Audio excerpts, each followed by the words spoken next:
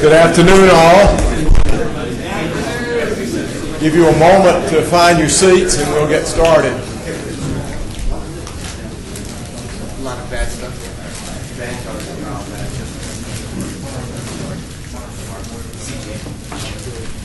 My name is Rich Leonard. It is my great pleasure to be the Dean at Campbell Law and to welcome you here this afternoon. We place great importance on the IP curriculum at the law school.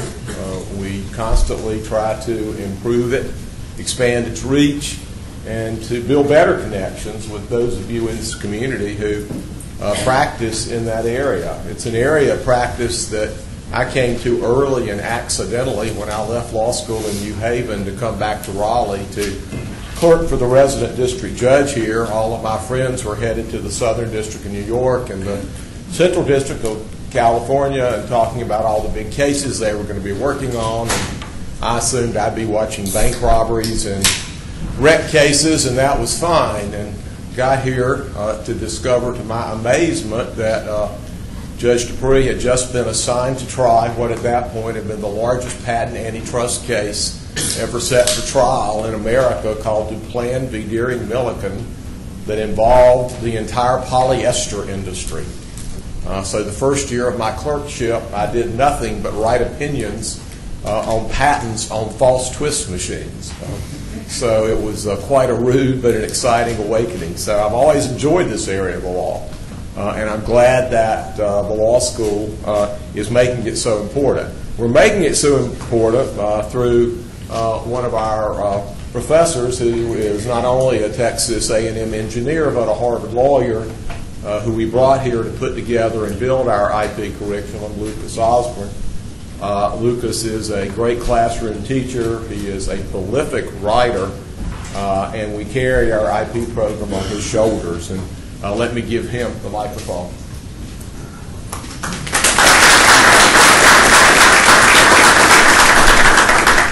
Thank you, Dean. Welcome, everybody. I'm glad you could come. I think this will be a very exciting event. About 6 years ago, I decided to leave my practice in Houston. I was at Fulbright and Jaworski doing all types of IP litigation and transactional work, and agreed to come out here and start an IP program. So when I was hired 6 years ago, we had 0 full-time IP professors and 0 full-time IP classes.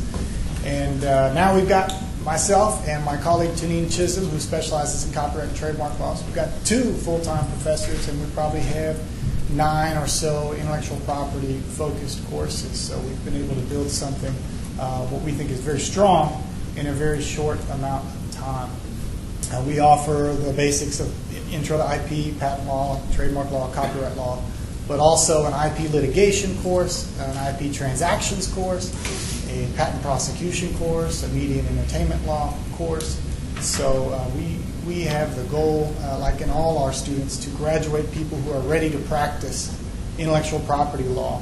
Now, they don't know everything they need to know, but we equip them to be ready to hit the ground running, to know what they're doing, to know the specifics of the law and the practical aspects of practicing law. So we hope that you'll notice that in our graduates. Now, next I will turn over to the first panel, and I'll get his slides up. Now, the moderator is Drew Shores. Now, Drew Shores is an excellent young intellectual property attorney, despite having a terrible intellectual property and patent law professor, me. Drew is one of our star graduates. He practices at Ward & Smith and does all aspects of intellectual property law, litigation, prosecution, and he makes Campbell very proud. When he was here, he maintained an almost unbelievable grade point average. I didn't think it was humanly possible. So not only did he graduate first in his class, but it wasn't even close. So that's who you're about to meet. And again, despite having me as a professor, and I had one other thing I wanted. Oh yes, he was a moot court mock trial extraordinaire. Was one of the top-ranked mock trial students in the nation during his time here. So I'm very glad to welcome back and to introduce Drew Shores.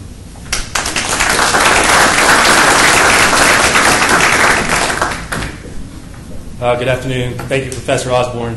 It's always a pleasure to come back to Campbell. Many fond memories here, and I appreciate the kind words. Thank you also, Dean Leonard and Campbell generally, for hosting this symposium today. Amy and I were talking beforehand how impressed we are at the scope of presenters that are here today, the panel discussions we're going to have, and the distinguished guests that are here. So thank you for putting that together. Thanks to Lori Goins and the IP Society. I think we're in for a really good afternoon. So first up today, we're going to be talking about patentable subject matter and recent Supreme Court activity. As you know, this has been a hotbed for the Supreme Court lately, chiming in on Section 101 and what it means, what is patentable, what is not, and a lot of division on that topic, both here in the U.S. and as it relates to the rest of the world. So we have three distinguished guests who are going to talk about it because they know a lot more about it than I do. First up, to my immediate right, Miss Amy Fix. She's a partner with Womble Carlyle here in town. Described herself as a business-oriented pharmaceutical and life sciences attorney with over 16 years of experience both in-house and in external counsel roles. She got her undergraduate degree right down the street at State, went straight into law school at Campbell right here, though I guess it was down in Bowie's Creek. Didn't get to take advantage of the nice Raleigh city life. In her tenure as a practicing attorney, she has served, as I said, in private practice and in-house, most notably with GlaxoSmithKline as the senior patent counsel for 6 years. She also served in-house as the director of legal affairs and intellectual property for Targacept, a biopharmaceutical company engaged in the development of novel NNR therapeutics.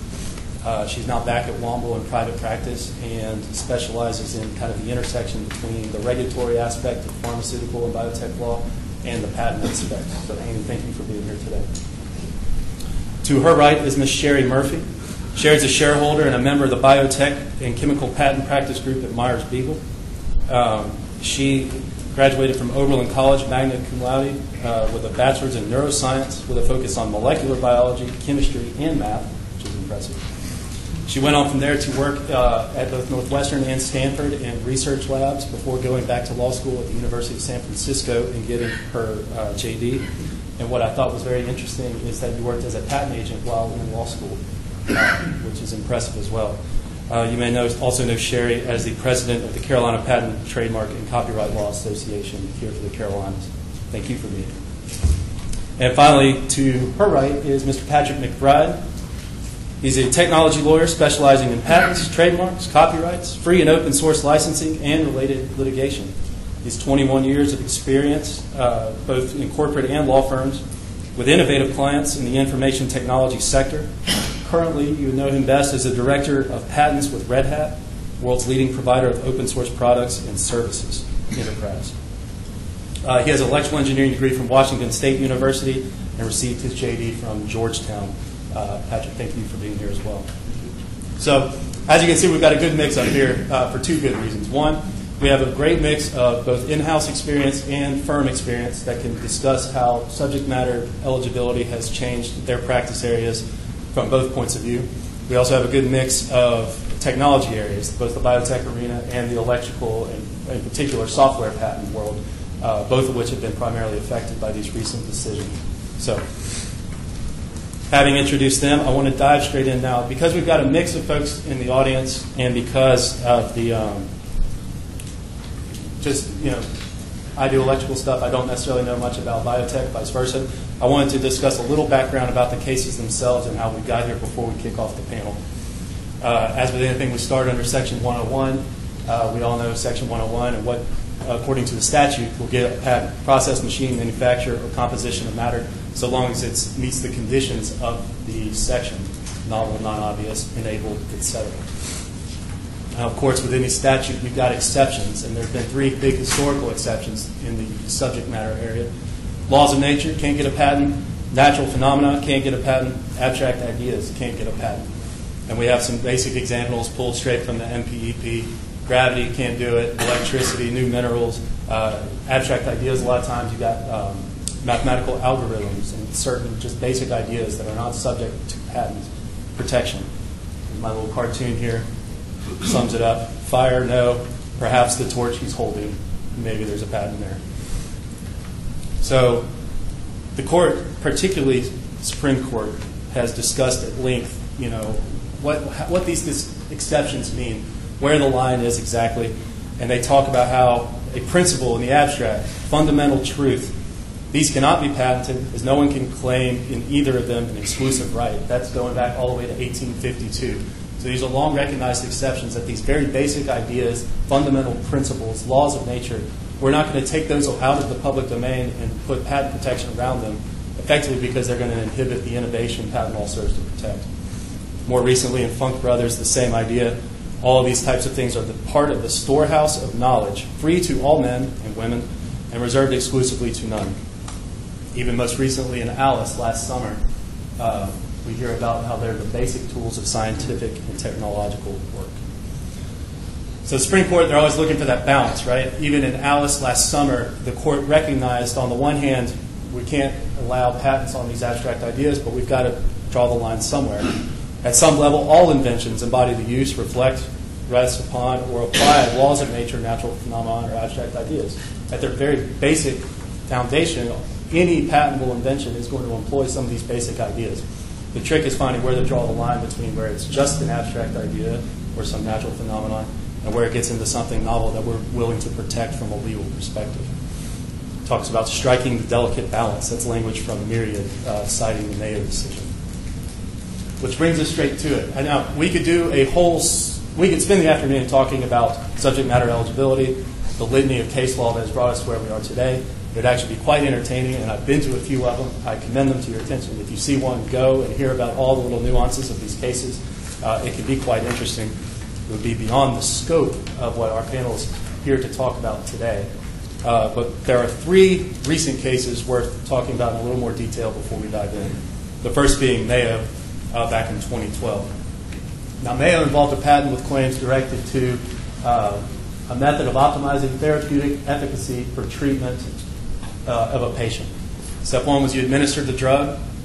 Later on, you detect a level of that, 6, whatever. I do electrical stuff, I told you. And then after you measure that level, you get to this kind of decision tree. If it's above X, you need to increase If it's less than X, you need to increase the dosage you're giving the patient. If it's greater than Y, you need to decrease. And that was it. And this is the idea that went to the Supreme Court, ultimately, after a whole bunch of up and down in the various courts. And the Supreme Court said that the claims encompass no more than an application of natural law, this relationship between metabolism rates and effective dosing. So the court has said this is not something we're willing to protect with a patent. This is ineligible subject matter because it's no more than this relationship that represents, in this language down here, well understood, routine, and conventional activity. That it's nothing more than deciding whether or not to give a patient a bigger dose. Doctors have been doing this forever. It's in the general world. We're not going to patent it. Now, what they said may be patentable, and this is where we first get this. There's various phrases used, but you'll hear things today like additional features, significantly more, a marked difference. These are the terms that the court has said will distinguish a claim that involves an abstract idea or a natural phenomena, and we'll get it into that patentable bucket of things that can receive patent protection. And there it's discussing these additional features that give a practical assurance that the process is more than a drafting effort designed to monopolize the law of nature itself. In that case, the court said putting it in that framework did no more than monopolize this fundamental law already. While Mayo is going on, Myriad gets its start. And Myriad got even more attention than Mayo did, because this is the case that has to do with patenting genes. Real big in the news back in the summer of 2013. The news programs love to talk about whether genes were patentable. That was this case, which was going on at the lower courts, all the while Mayo was being litigated at the Supreme Court. So again, this goes to genes, specifically BRCA1 and BRCA2. These are the genes that have been identified as being predictors of whether you may be susceptible to breast cancer or ovarian cancer. And they had claims directed to the composition of the DNA itself in its isolated form, which up until that point had been typically a patentable subject matter, as long as that DNA was isolated, which it was in this case. Now, district court, when this was initially challenged, did something weird by calling it a law of nature and denying, saying it was not patent eligible, which was a little strange at the time. Folks expected the Federal Circuit to reverse, which they did. and they distinguished it from the purification cases, which we could also talk about most of the day, but a long line of cases talking about purifying something that's already in nature and trying to patent a purification. You can't do that. But here they said because you're breaking chemical bonds and isolating that DNA, that was different, so they distinguished on that point and said that it was patent eligible. Goes up to the Supreme Court. They kick it back down because they've just decided Mayo and said you need to take another look at this in light of our Mayo decision. Federal Circuit does, and again finds eligible subject matter. Claims were slightly different, but punchline, they found it. So then it goes back up to the Supreme Court with a very simple question of, are human genes patentable? The court says no.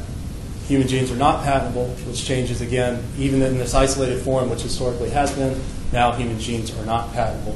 But cDNA, which is not naturally occurring, and we're going to have to let one of our panel talk about what cDNA is, but that is. So the court has drawn this interesting line with DNA, clogged some things up.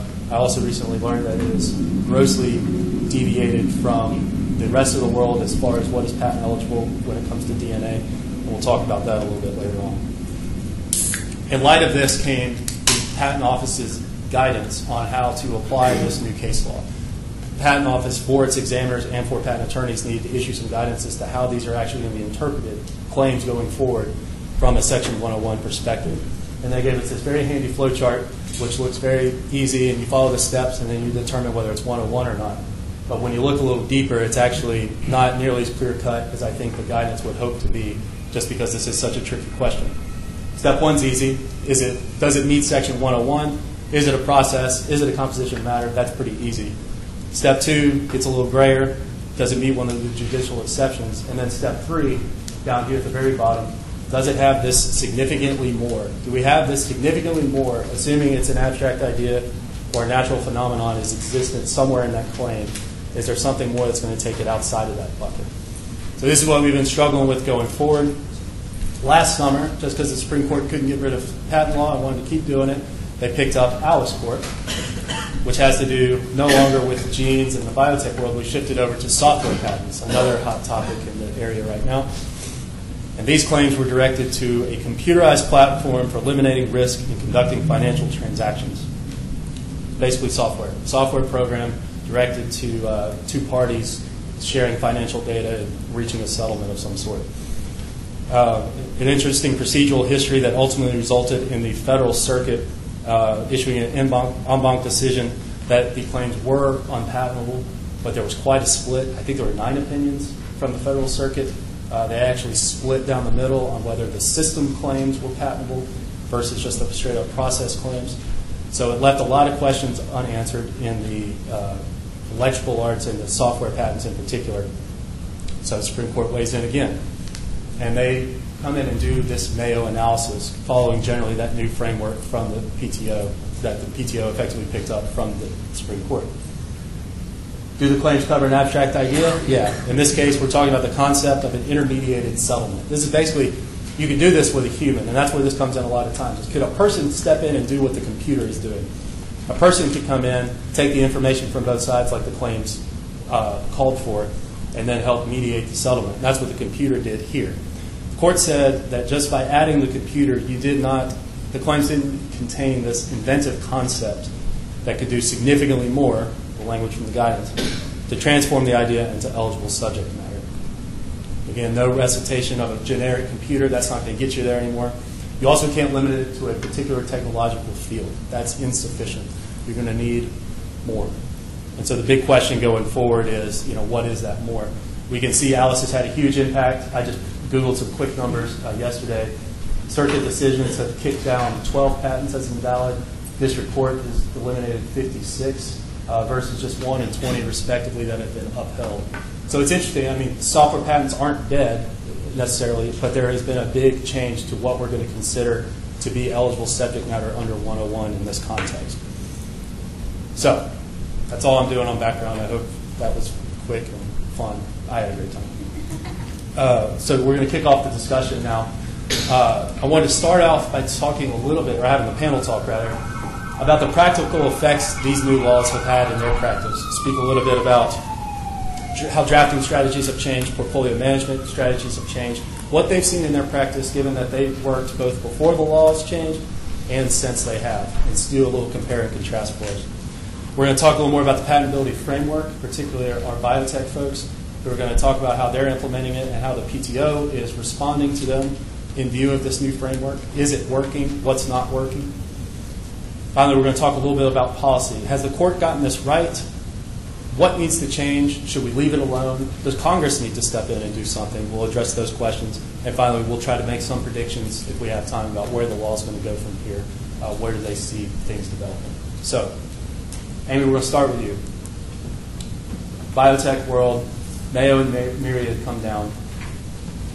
How has your practice changed? Speak a little bit about how you changed your drafting strategies, how your advice to clients has changed, how your clients' businesses have changed, and what other effect it's had generally.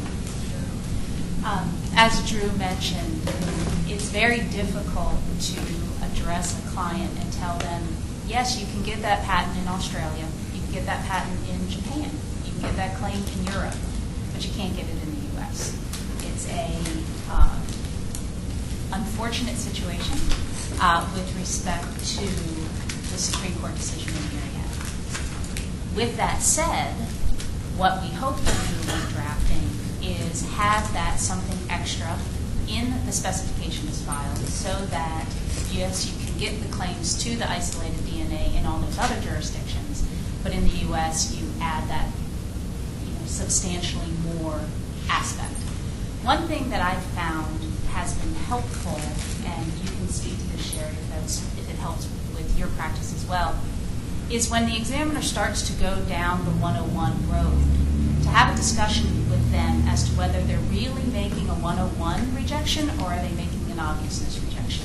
And it's just masked in 101 because they're using some of the language from the Myriad decision and from the Prometheus decision regarding the use of known technology in order to implement the invention. That had the invention been, the court was looking at how the invention was discovered as opposed to whether there was an invention itself.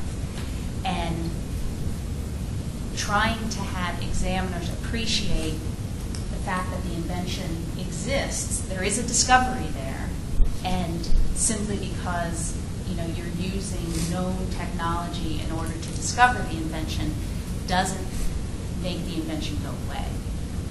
And trying to steer them down an obviousness discussion as opposed to a one-on-one discussion. Have you done that at all? Thanks for that, Amy. In my experience, Section 101 issues, when they do come up to the prosecution, really are of a wide variety. I have seen those. Sometimes they are paired, actually, with an obviousness rejection, and you can discuss the rejections with an examiner and respond to the obviousness rejection, then the issue in the Section 101 rejection seems to go away. The flowchart that Drew had up near the end of the talk, that's the current flowchart that was released in December, as you probably recall. One of the difficulties with this issue is the case law and the PTO response to it has been really morphing over the years. And just recently we had a very long multi-factor test. So, how I would respond now may be different than how I would respond even 6 months ago.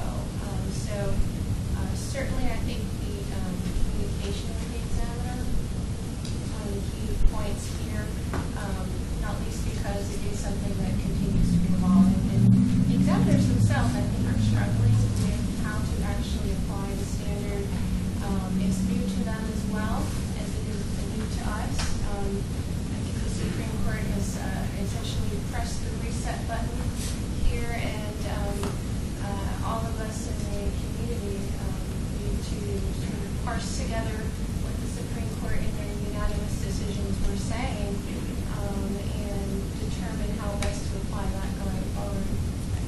I agree. And the one thing that I have found is hopefully there's something in your specification, there's some nugget there that you can look to in order to have your 112 support, but then also add that additional, substantially more that the examiner is looking for. Because often the examiner, he's faced with having to take the claims up before his quality board. And if you're willing to give him some piece and amend your claims in order to provide that hook that he can go to the quality board and say, well, look, this is what gives me more. This is what adds that structural aspect to, and usually from my practice specifically, mostly pharmaceutical, it's the method claims that are having, some issues with 101 rejection. So it's interesting. We jumped into the patentability framework a little bit, which is good. You all on your own addressed a couple of the issues I wanted to bring up. One with the framework, but before we jump over to Patrick and talk a little bit about the software side, I'd be curious to hear a little bit more about the framework itself. From the biotech point of view, is it sufficient, and what changes could we make? And then on the flip side, you mentioned examiners are struggling with it. Is this the best way to address this from an examination standpoint to make sure we've got uniformity coming out of the patent office? Any thoughts on that, Sherry? I think uniformity would be great, and I think that examiners have that as well. I think the most recent guidelines that came out in December were certainly a step in the right direction, and I think this flow chart is a big improvement from where it was before. I'm hopeful with the continued discussions with everyone involved that things will settle and we're certainly will come into play. Is the framework workable? It's better, I'll say that. Yeah. But I think the slide that you have with the significantly more coming up on top of the framework really says it all. It's pretty good, right? What is this? What is significantly more? And that's the ultimate question in terms of drafting strategies. Like Amy said, we try to put more into the specification that we can pull from. But it's still unclear what that significantly more really is. We recently got, with this latest guidance, they have a series of examples, and I know some are in the works, and they relate particularly to your subject area again. Have you had any experience interpreting those, maybe using them in your arguments back to the patent office? Or is it may just be too soon to tell? But how is that new guidance and updated guidance and the examples they're providing? Are they giving us an idea of what is significantly more? In my opinion, yes, I do attempt to use the examples, but no, I don't find them to be very helpful. I try to encourage the examiner to see why my situation fits the example, but I find the examples lacking in clarity. I agree there. There aren't a lot of examples that really fit the fact patterns that I often see. And one of the feedback that I believe the Patent Office is receiving is to provide more examples for people to go to for more concrete guidance of how their invention should be treated. Interesting. Thanks to both of you. Before we get too far down the road, I'd like to take one step back and hear from Patrick a little bit on the software side of things. Now, you're in-house with Red Hat, managing a significant portfolio. How has Alice and Mayo and Myriad, to the extent it has, how has it affected your day-to-day, your practice, drafting strategies Red Hat is using or other folks in the art? Could you speak to that for us a little bit? Sure.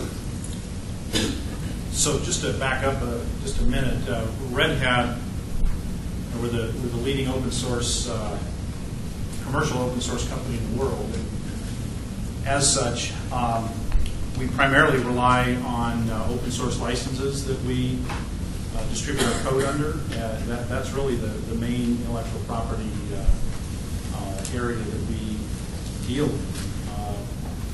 The other intellectual property that we find most valuable is the trademark. The patents really are something that we do reluctantly and defensively. Our entire goal with them is to get them through our own organic program or buy them and then put them on a shelf and hopefully never have to use them. The only time we ever intend to use them is if a large operating company comes after us with their own patents or other legal claims, and we can assert them against them. So I think we have probably it plays a different role in our business than perhaps on the pharma side or the biotech side. And so we look at things like Alice and the general direction that the Supreme Court is going, and are pleased. I think we like the general direction that it's going. We like the fact that it's become easier to invalidate some of these, particularly, I guess, what we consider bad software patents. I actually brought in an example. This is a patent I dealt with a number of years ago. It's actually expired now, so I guess I can talk about it. But I just thought it might just sort of illustrate the problem, because I think a lot of times we sort of talk abstractly, if you will, and sometimes it's hard to see what the kinds of claims that we're talking about here. So if you can imagine a patent filed, I guess its priority date was the mid-'80s, 1986, effectively covering the process of redlining, word processing on a computer. Now, if you imagine at that time the hundreds of years of people doing this manually, editing texts and so on. There were entire publications covering how to do this. If you were going to work in an office or something, you could read this and be trained on it. And I think there was something called the Graves Manual or something like that, as I recall. So literally there were hundreds of years of prior art against something like this. And so they were able to obtain a patent, and the shortest independent claim is 88 words. I'll just read part of it here. Input means for receiving commands. Sounds fairly conventional. For providing electronic signals representing a plurality of characters, including words and sentences. If you're going to compare two documents, you probably need to do that.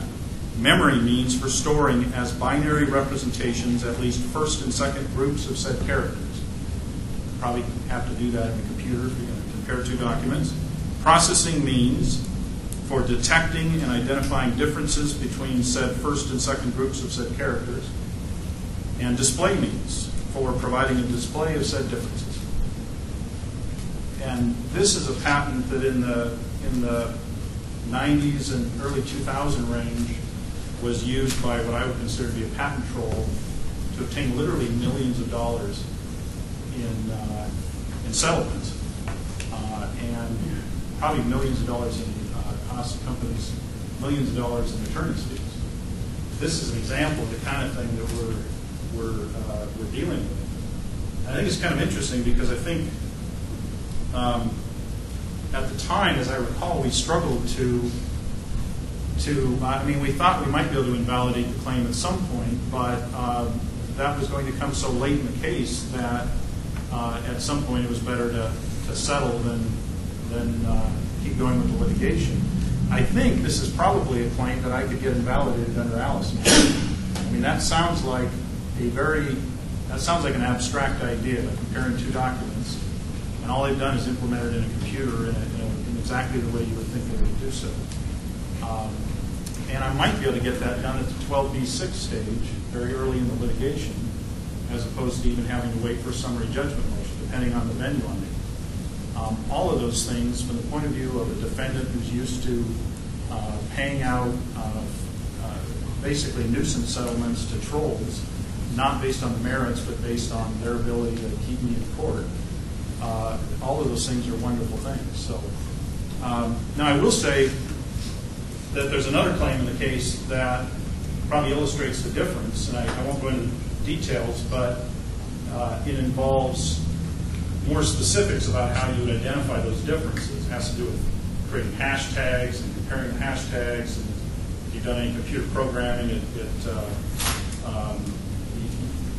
you probably would look at this and say, I think this is probably obvious in view of compiler technology and so on. But I think probably would survive even an Alice test today. So I'd be happy to give somebody the patent number if you want to take a look at it at some point, because I think it illustrates very nicely the differences between probably a claim that's invalid under Alice and one that's not. So. That's good, and I'm glad you brought up patent trolls, because from a practical effects standpoint that we're talking about right now, I expect this has had a huge impact on a company like Red Hat. Tell us, if at all, how have you changed, or if you plan to change, to the extent you can tell us, your defensive patent portfolio strategy, given that it may be easier now to invalidate some of these bad claims in view of the litigation you face?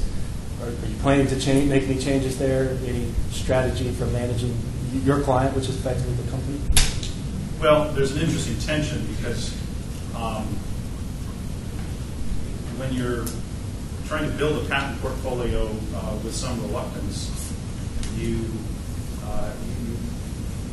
doing so in order to manage risk, and yet you prefer to not have to do so. And in fact, you find yourself sometimes making arguments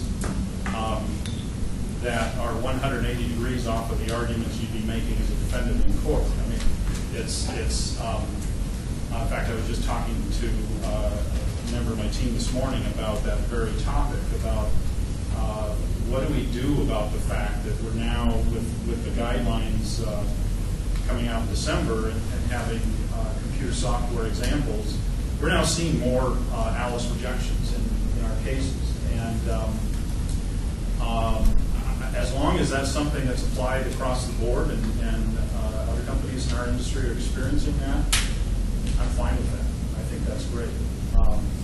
But my job as an advocate for Red Hat is to try and get those patents, and so we've got to go in there and try to argue over those Alice objections. I have experienced in a troll case where the troll, I think it was clever of them, I would say, is they actually went and looked at the prosecution history of every single one of our applications, found arguments that we had made with respect to 101 that they thought were different than the arguments we were making in court, and tried to sort of embarrass us in front of the district court judge with those arguments. They didn't get too far with it, but the district court judge did not dismiss it out of hand, that it was relevant to the case. And that's taught me a lesson, that I need to be careful about what I say, especially with responding to 101 rejections, if I want to be able to make the contrary argument in court. If I have to give one up or the other up, I absolutely want to be able to make that 101 argument very cleanly in court, hopefully at a 12B6 stage. So I'd rather lose the patent than lose the right to make that argument. You touched on some of these arguments, and we talked earlier about this discussion of what is something more in the software realm, and you're dealing, as you prosecute some of these patents. Give us a few examples of what may or may not be working as this something more that the court is looking for from a software perspective. Well, I think you have to, in the computer field, you have to think in terms of faster, better. The classic things that you learn as a patent attorney often include patentable inventions. So if you're improving the functioning of the computer itself in some fashion, which often we find our particular niche of patents, because we're down at the server level, we're down at the operating system level, we're involved in virtualization, technologies like that. I don't think we see all of the Alice type. We see some Alice problems, but we don't see as many as, say, someone who's more involved in user interface patents or approaching what we used to call business method patents, financial industry, that sort of thing. So that's a general response. Is that faster, quicker, more efficient? I think most of the time it gets the job. Thank you. Let's kick it back to the biotech world for a sec. Same question. I know, Sherry, I looked at some slides you put together before talking about some of that something more that we can be used in the pharma or biotech sense. Claims directed to a specific subgroups of patients, for example, or something like that. Could you speak, and you too, Amy, on some of the something more you're seeing in your areas? Well, in my recent experience, I found that claims with a particular subpopulation of patients, so, for example, have a biomarker that directs treatment of a particular subpopulation, an active treatment step in that claim now, whereas 6 months ago the answer was different, may be enough to have that patent granted over Section 101 issue. Generally, something more is probably going to be more detail in your claim. There's this concept of preemption in the guidelines and in case law that really directs you to some more detail in claims. There's still a difficulty in terms of what sorts of detail is going to be sufficient, but that is a recent example that I've seen in my own cases that has worked the active method of treatment step in addition to the biomarker detection step. Another thing is if you happen to have a biomarker itself that's novel, the act of detecting that biomarker may be something that's novel and non-obvious. And one of my colleagues actually had an examiner suggest that that should take this claim, remove the sort of application of the biomarker, which is the natural law, and only claim detection of this biomarker, period. And that worked. So, we have bits and pieces here and there, but at this point it's still a bit unsettled. Yeah, no, I've had very similar experience. And then taking on what Patrick said with respect to better, stronger, faster, I have to admit, in the pharmaceutical realm, I try to do often the same thing, whether it's, like you said, a subpopulation, and so you're working on this subpopulation as opposed to another defined group, or it's some sort of focused regimen that allows you to achieve the better, stronger, faster. Something along those lines are actually helpful in the pharmaceutical realm as well. Well, one of the things I've been reading lately is that people might get back to the practice of reciting more benefits in their claims and actually working the benefits. This makes it faster. This is more efficient. This is whatever. That's a practice that we've gotten away from. That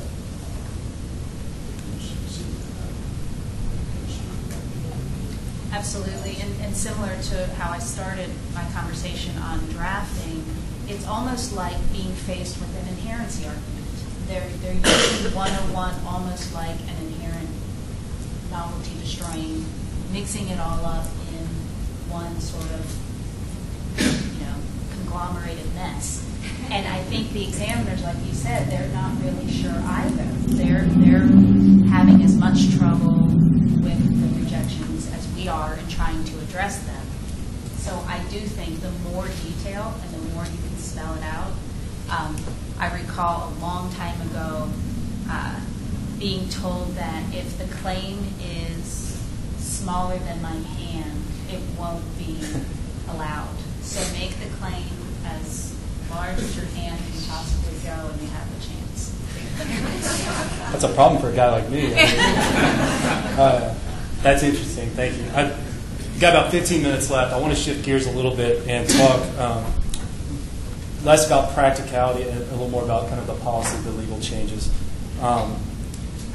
In general, and Amy, we'll start with you again, is what's happened with Myriad good or bad for patent law? I think I know your answer. But I'd be curious to hear you talk more about it. And more specifically, the Constitution gives us patent law because it's to, what's the language, promote the progress of the science and useful arts. Is the Supreme Court doing that with these changes to subject matter eligibility?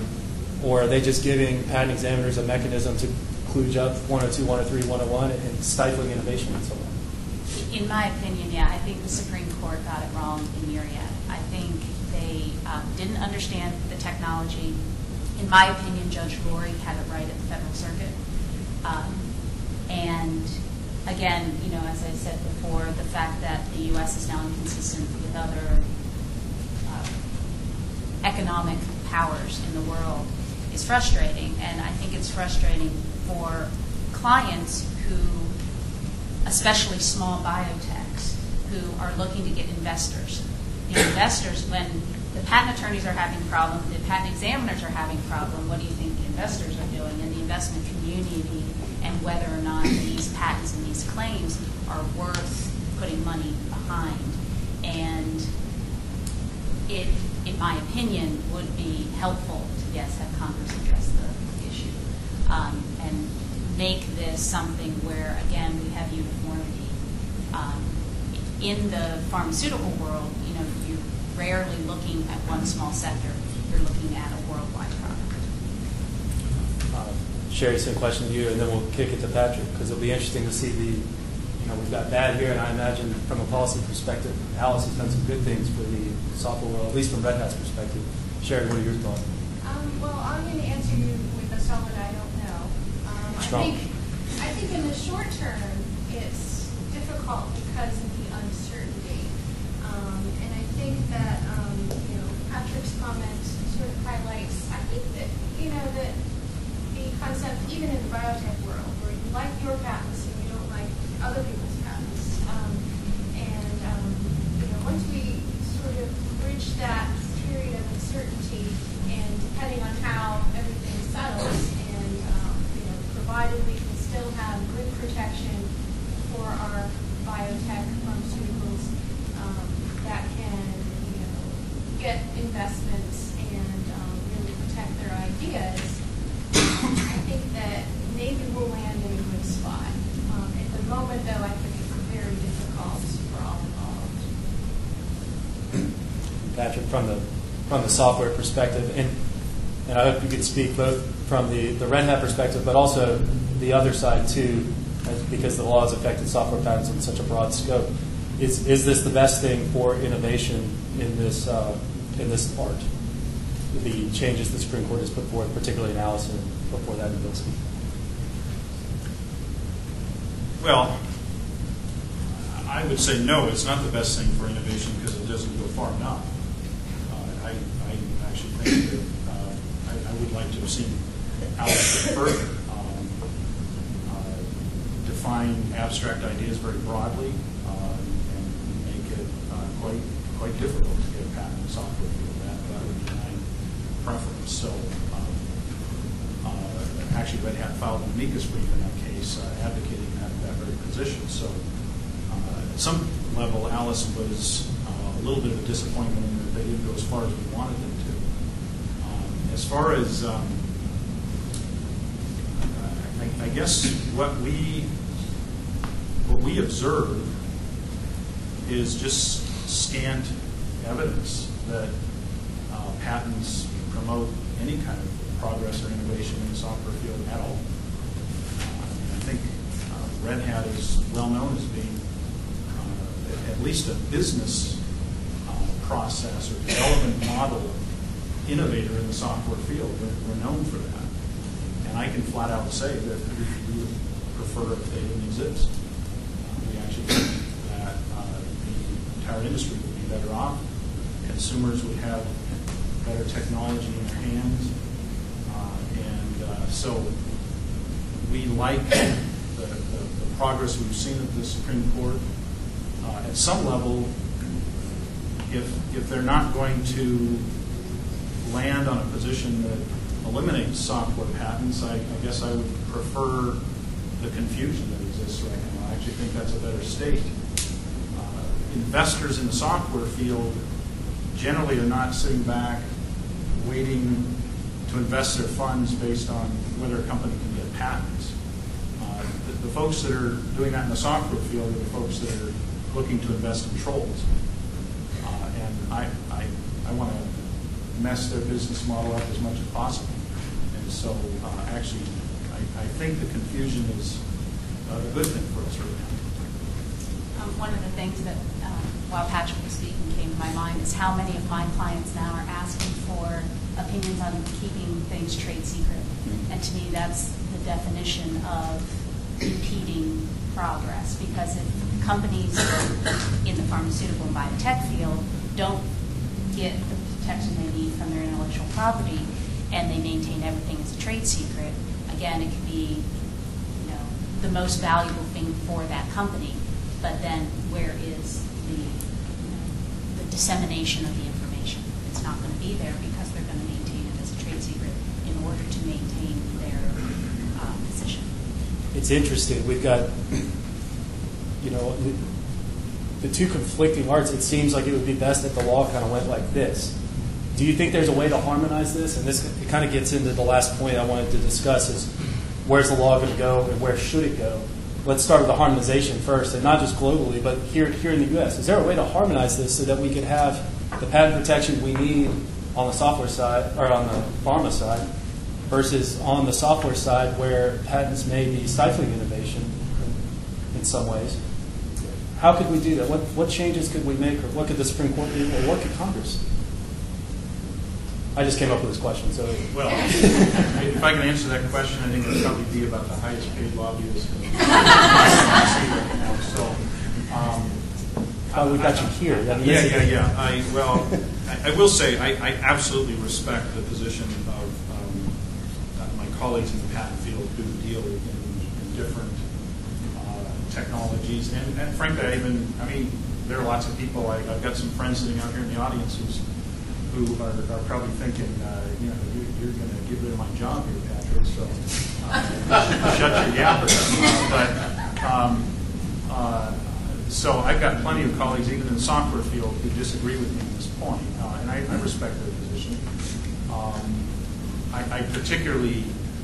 just think that the pharma and the biotech area is just it's a whole different business model. Patents play a whole different role there. I respect what my colleagues say about that it really does play a useful role there. I don't think I've ever heard a pharma or biotech patent attorney say it doesn't play a useful role there, and I respect that opinion. So I just think the two technologies are different, and patents are just playing a much different role in my area. As far as compromise, I think there are lots of people who have tried. I think this is one of those classic things that where the compromise is going to be a political compromise that lots of people are unhappy with, that we're going to be a little unhappy with, and some other folks are going to be a little unhappy with.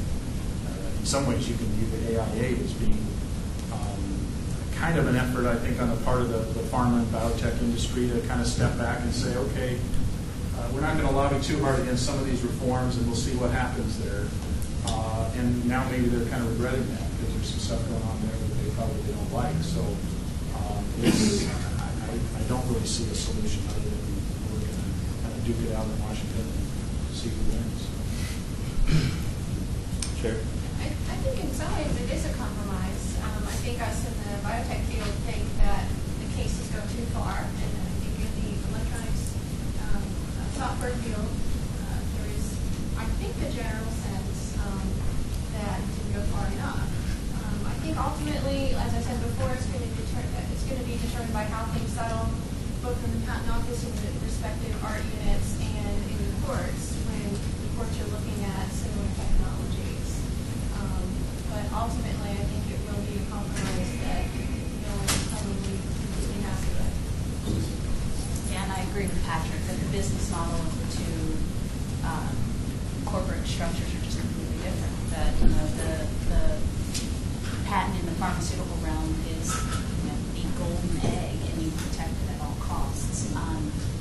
I think part of it is the investment required to get a product from infancy through to market is such a huge investment. If you don't have the ability to make some guarantee on how many years you're going to have a return on that investment before you drop off that patent cliff, you're not going to get the investment in the first place.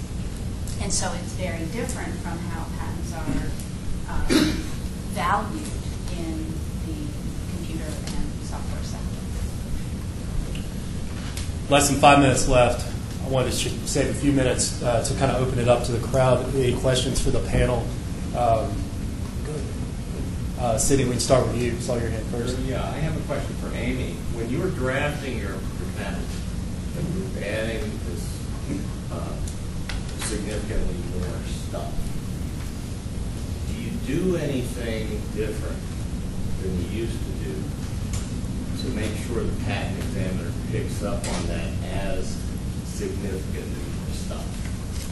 We talked about benefits, in adding, patents talked about maybe increasing the reference to benefits of the patent, which was important. Right. I have to admit, I've always been a fan of a preference.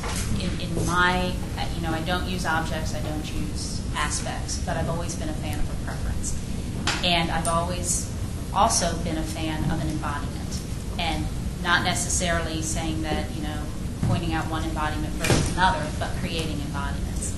And so from that perspective, yes, I will start with, the broadest, but then have, add on more and more detail by way of embodiments.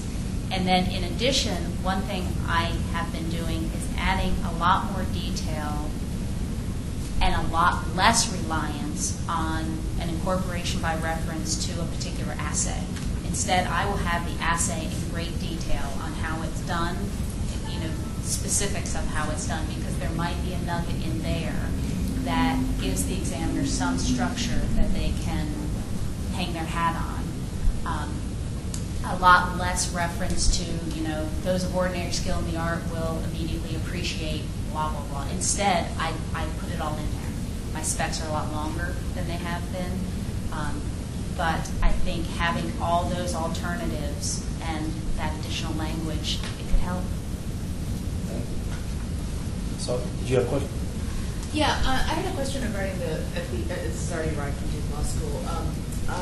Regarding the policy issue, what effect, if any, particularly with respect to the intent of the period case, for example, does the interaction of the 12-year exclusivity for biologics that was implemented as part of the Affordable Care Act create? I know I think one of you does some regulatory stuff as well.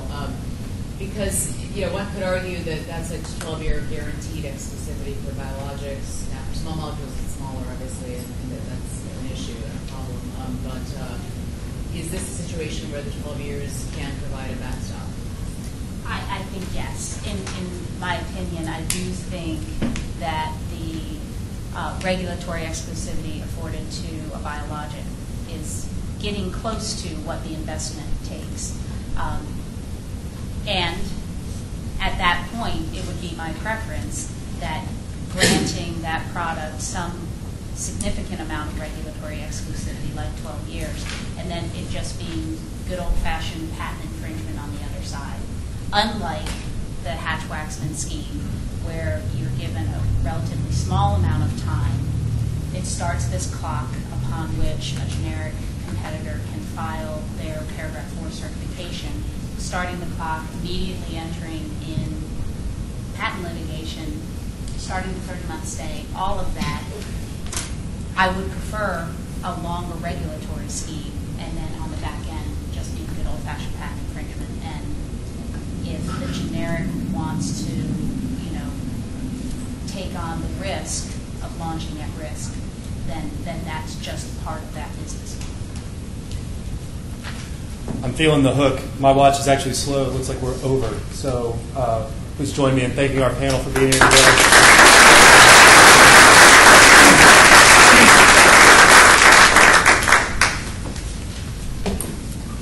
Turning it back over to Professor Can someone turn up the microphones a little bit, please? We can hardly hear anything. People on the panel, you're fine up there. Yeah, I'll take care of that. Thank you.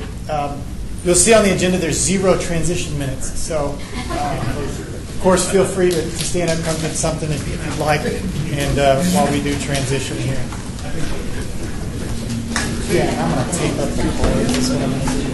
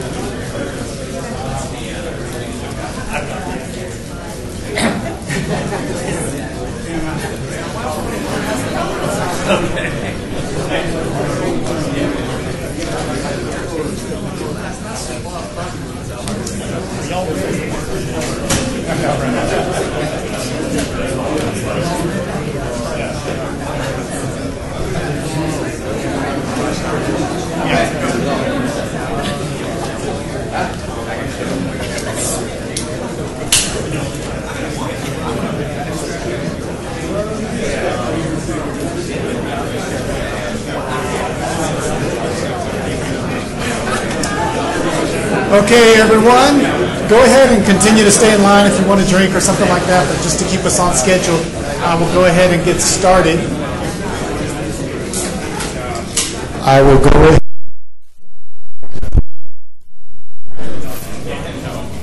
So this second panel is going to talk about post-issuance proceedings. So after you've jumped through the 101 hurdle the first time, and you've got a patent with the patent office, what are some non-litigation, non-district court alternatives to challenging patents?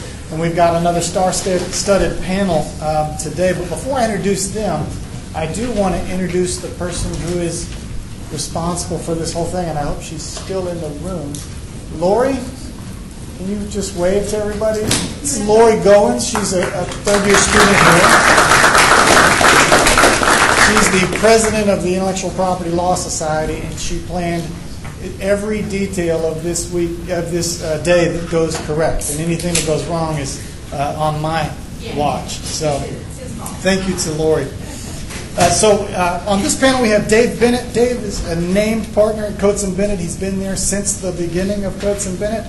His practice includes basically anything that falls under the umbrella of intellectual property. Litigation at the district court and appellate levels. Litigation, as we call it now, before the Patent and Trademark Office. He prepares and prosecutes applications. He does trademarks. He does opinion work. He does it all. And an interesting background, he's got a Bachelor of Arts in Architecture from UNC Charlotte and has a bit of an architecture expertise in IP law as well. And he's got a JD from down the street at UNC. We also have Robert Van Arnhem, who's a partner and vice chair of the intellectual property section at Williams Mullen. He also does litigation and licensing of all kinds of intellectual property in a variety of tech sectors. Litigated cases around the country and before the PTAB and the TTAB. In a previous life, he worked for the Department of Justice as a special assistant in the Office of Intelligence Policy and in the Office of International Affairs. Maybe racked up some frequent flyer miles there, I'm not sure. He is regularly named one of the legal elite here in North Carolina and even recognized nationally as a patent litigation attorney. He's got a Bachelor of Arts from Dickinson College, a master's in international law from American University, and a JD from, again, UNC Law School. And in the middle we have Tim Wilson, senior IP counsel at SAS, where he heads up the patent team, does both patent prosecution side and the litigation side. He began his legal career as a patent litigator at Jones Day in Cleveland, and he moonlights. You may see him with a cape and a mask as a patent troll slayer. He has a Bachelor in Science from Penn State, and his JD is from Syracuse University. So thank you all for agreeing to be on the panel here. And I want to go ahead and invite, as a procedural matter, anytime after I give my brief introduction of the law, if you have questions, just step up to one of these two microphones, and we'll just go. We'll take questions at any time. We won't wait till the end, and we'll try to go in order. But I won't see both at the same time, so I'll call on somebody out of order, and you can get mad at me later. So, post-issuance proceedings. We're talking about death squads. This is important, right? Death squad. What former, now retired Federal Circuit Chief Judge Randall Rader said was, at the PTAB there will soon be as many 300 administrative patent judges acting as death squads, killing property rights. Okay, that's what's at stake for this panel. We're talking primarily about the first two, but there's a variety of post-grant proceedings. Post-grant review is sort of the newest and most different, kind of equivalent to an opposition proceeding in Europe. And then inter partes review, the renamed inter partes re-exam, new and improved. These are the two we'll be focused on. Also covered business method, which is sort of PGR plus for business method patents, ex parte re-examination, supplemental examination, reissue, pre-issuance, submission. But as I said, we're going to focus on these two. So what I want to do to bring you up to speed or remind you is compare and contrast these two proceedings. And these are going to be held before the PTAB, the Patent Trial and Appeals Board. 3 ALJs, no longer starting out with a single examiner. First of all, timing. That's the big difference. Post-grant review is from the patent grant until 9 months. You've got a 9-month window to file these things. Of course, if the patent is reissued, you get a new window. On the other hand, inter partes review starts where PGR leaves off, right? So after that 9-month window, you can institute or request an IPR at any time. But you can't have both going on at the same time. So if there's a PGR, you've got to wait until it stops, even if it's after 9 months from patent grant. What can be challenged here? The PGR is only for those new post-AIA patents that were issued with a priority date after 316.13, right? So you're only just now starting to see the PGRs because those patents are just now issued. On the other hand, IPR, any patent. Anyone you can find, you can IPR it. The nice thing about these proceedings, I suppose, from most people's perspective, is they're relatively quick.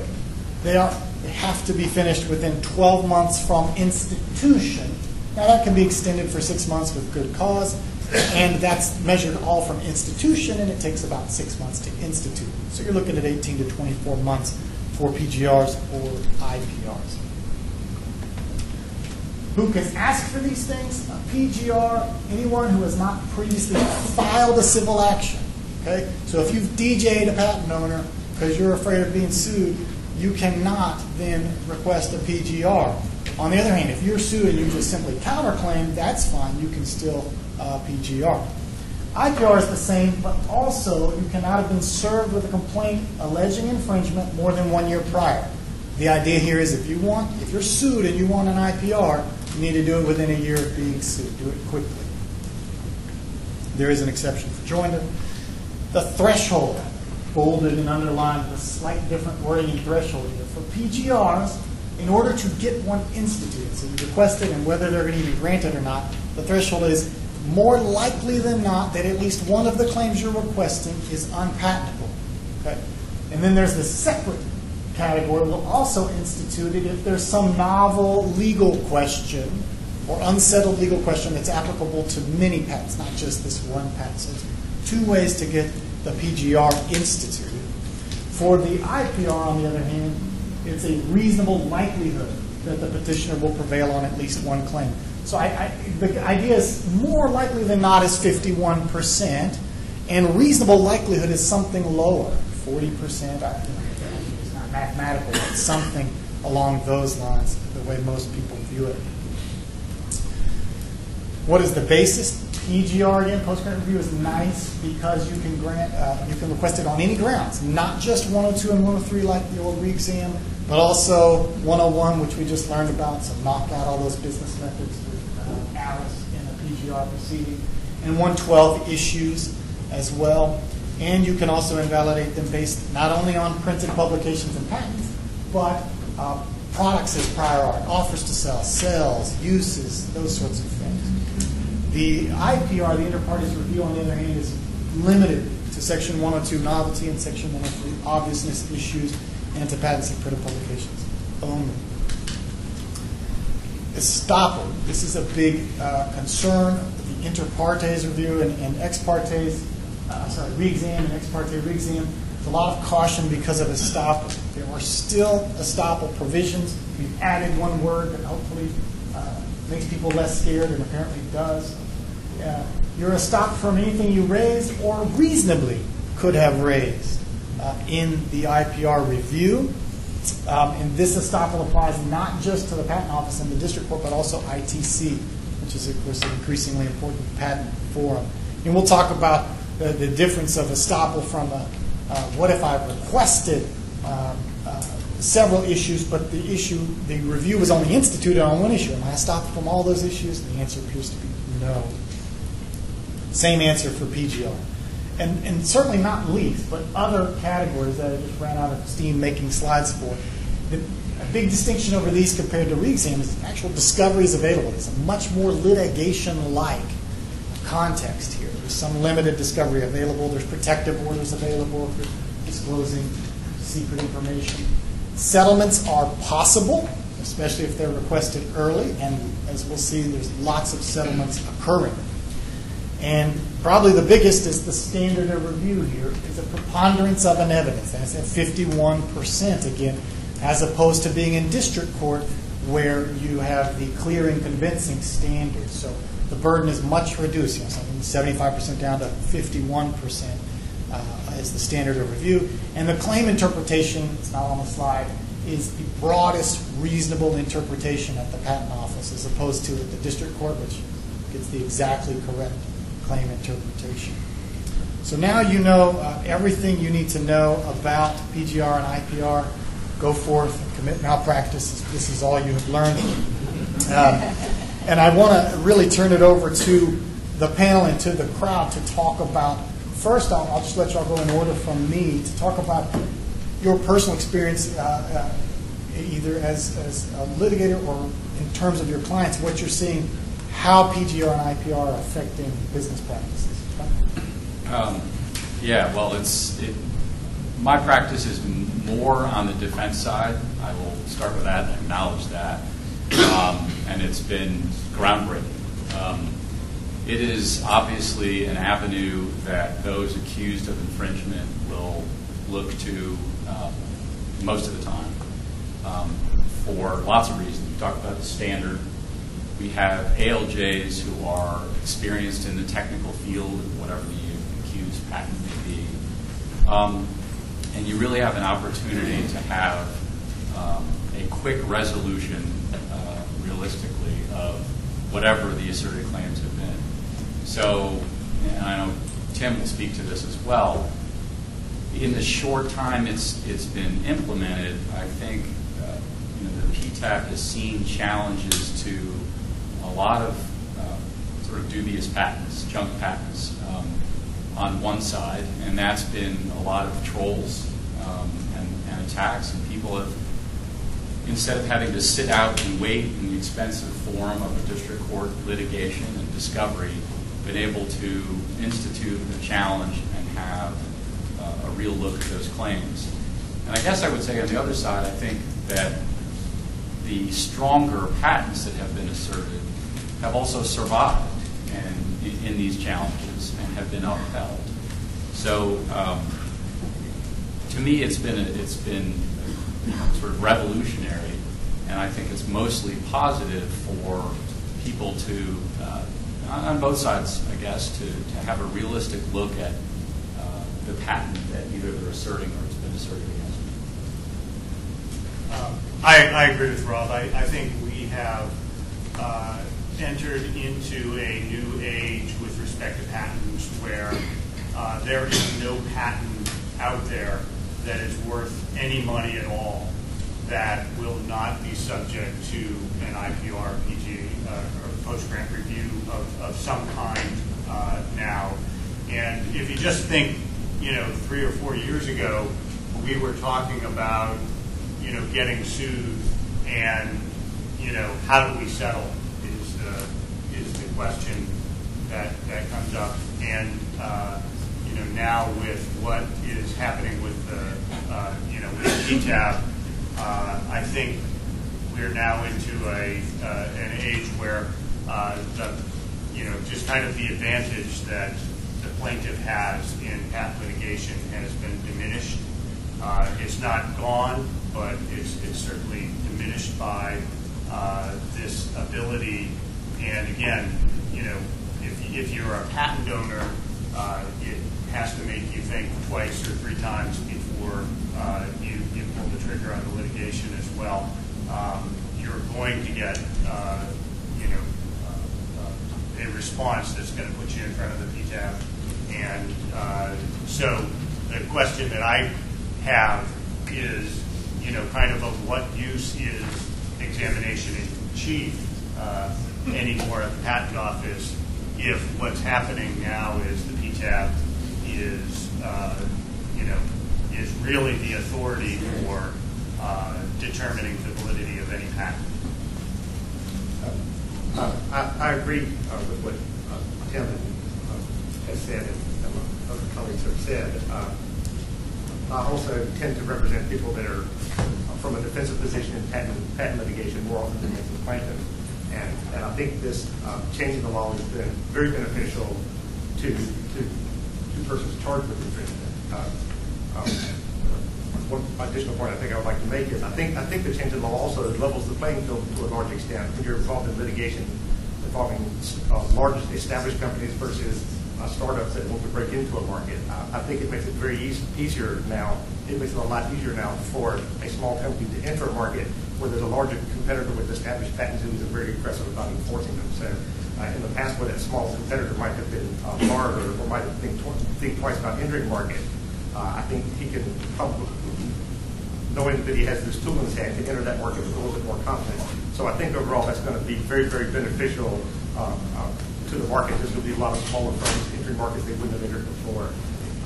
The comment Tim made about making patent owners think twice before pulling the trigger on patent infringement cases, I've actually seen that in practice. Not only does the IPR provide people with a lower cost alternative as opposed to litigation, but what I'm seeing now is sometimes the patent owner doesn't even file the lawsuit anymore, which is a much lower cost alternative. So and I think the IPR is changing the landscape a little bit and the litigation. So, and there are statistics to back this up. If you're not familiar with the USPTO's website, they update this on a daily basis. So this is as of January 15th, 2015, this particular slide. But it just shows you how many patent claims have been petitioned. And I don't expect you to be able to read all the font, but just know that the red, if you're a patent owner, is bad for you. This tells you that 9,000 claims were challenged. Patent claims were challenged. 6,000 of those were instituted. They crossed that threshold of likelihood of reasonable likelihood of one or more claims being invalid. You've got 2,176 claims found unpatentable. Those are Judge Rader's death squads in action there. And many more than that, not many more than that, but almost 1,000 other claims that were just canceled by the patent owner. So 3,000 patent claims are gone, right, that were here before. So that speaks to some of this nature of the change in the game. In one question, the PGR window closes after 9 months.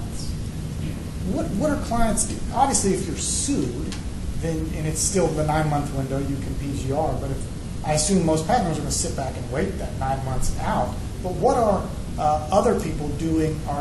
Do you see clients instituting more patent watches, more looking at their competitors, or is it because these are trolls? It's not an easy way to watch. Start in order. I mean, yeah, I guess in our experience with PGRs, there have been more watches. And sort of overlapping and back to the statistics. Again, I think it's impressive, but I think people overestimate or unreasonably interpret those statistics. What you're looking at is low-hanging fruit. It's the patent that Patrick talked about that Red Hat got challenged with that has been asserted and challenged. You know, more recent things, especially the ones you've been talking about, to draft, to get past Alice and Myriad and all these other things, are likely going to be fine. There certainly have been more watch services in my experience with people looking at whatever their industry or particular software that might affect them to determine whether they have that opportunity to pull that trigger. So there's been more watching in my experience or with our clients. It is a little bit more once it's been asserted, going the IPR route. You know, for us, I think in the software business, we are in an impossible position with respect to just the sheer number of patent applications that are filed every year to do anything meaningful with respect to, doing a watch. It really comes down to who's going to actually sue you. And you pay attention to that at that point. But it's just too big of a problem from a software standpoint to be trying to identify what patent is likely to be asserted against you. I think my experience has been similar to Tim's. It's just too hard to keep track of everything, and more often than not, the patent comes out of nowhere. So that you're not previously aware of. That's my primary experience. Regarding these statistics, I also agree that they look kind of rosy. The number you see thrown around a lot, 78%, that the challenger prevails in 78% of the claims, and that number gets thrown around a lot. But I think if you look at the graphic that's up there, that doesn't account for all of the outcomes. If you add up the claims that were found unpatentable and those that were canceled, that's 51% of the claims that were instituted, not 78%. Now, we don't know what would happen if those claims actually went through and there was no settlement in those cases. But the number is probably somewhat lower. I think what's going to happen is that this number 78% success rate is going to get thrown around. That's going to encourage more people to file. I think Rob is absolutely right. The low-hanging fruit's has already been picked, and you're going to start to see the success rates come down. I think this proceeding is still going to be very, very favorable to people that challenge patents. I think it's going to remain favorable. I think it will remain above 50%, but I do think that number will also come down. And just to that point, even if the numbers do come down, and you have an opportunity, and we'll talk about estoppel, you have to worry about that. But to have that review done in a year with limited discovery with all deference to our federal district court judges, ALJs who have greater experience with that technology is often preferable. So even if the numbers come down, I think people will still take it. I agree. I attended the Patent Quality Summit in D.C. A couple of weeks ago, and Judge Michel was on a panel there, and he spoke about his experience with respect to patent claims and the validity, and he said that in his experience, there are all patents have some patentable claims in them. You may have to look down pretty far to find them, but they also have patents that just stand out as there's nothing there.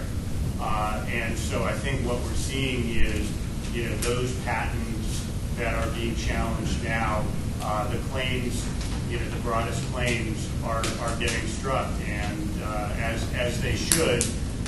And again, with the patent troll, kind of phenomenon that's going on right now, they're using the broadest claims to threaten, and they're using the broadest claims to sue, and so. I think what's really happening right now is you're seeing that those patents or those patent claims that shouldn't have been issued in the first place are kind of easily getting tossed by the PTAB. And I don't think that that's going to stop. I think that's going to continue. I at least hope that the PTAB continues to do what their job that was given to them by Congress. That they ought to be continuing to throw out the patents And if you have someone like Judge Michelle saying, most patents contain claims that aren't valid, they ought to continue to throw those things out. I think it's generally true that most patents will have some allowable claim somewhere in them. Although I think in the proceedings that have occurred to date, and I realize this is the low-hanging fruit, that in the majority of cases, all the claims challenged are being found unpatentable. Yeah, but those are the claims challenged. Yes. So it doesn't, you only get a certain amount of pages to pick your claims to challenge. So that's the idea there. I think they're not throwing them all out. And one statistic I don't have up there, but in the back of my mind, is as far as this partially being in response to patent trolls, I think it's something 70-some-odd% of the technology area, the claims that are their technology area is in sort of electrical, software, business method, which tends to correlate with the type of patents that trolls, non-practicing entities assert. So patent owners are on notice that these things are dangerous. Theoretically, you can amend your claims, or you can request to amend your claims, but what have y'all been seeing about how well that's working out for the patentee? Well, of course, it's not working out for the patentee at all. The office has, very clearly taken the position that, it's going to be difficult to amend. I think there's 3 cases now where amendment has been allowed. I don't know what really the process or the procedure. There's really not a process or procedure to amend.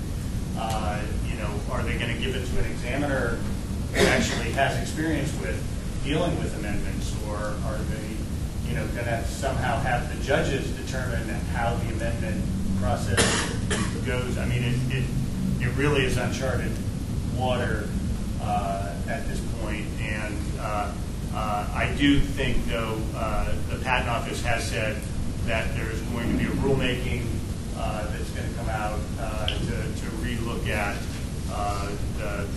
the requests that have come in from the various interests over the summer, this summer, and I expect that there's going to be some changes. I hope that they don't, really allow more free amendments.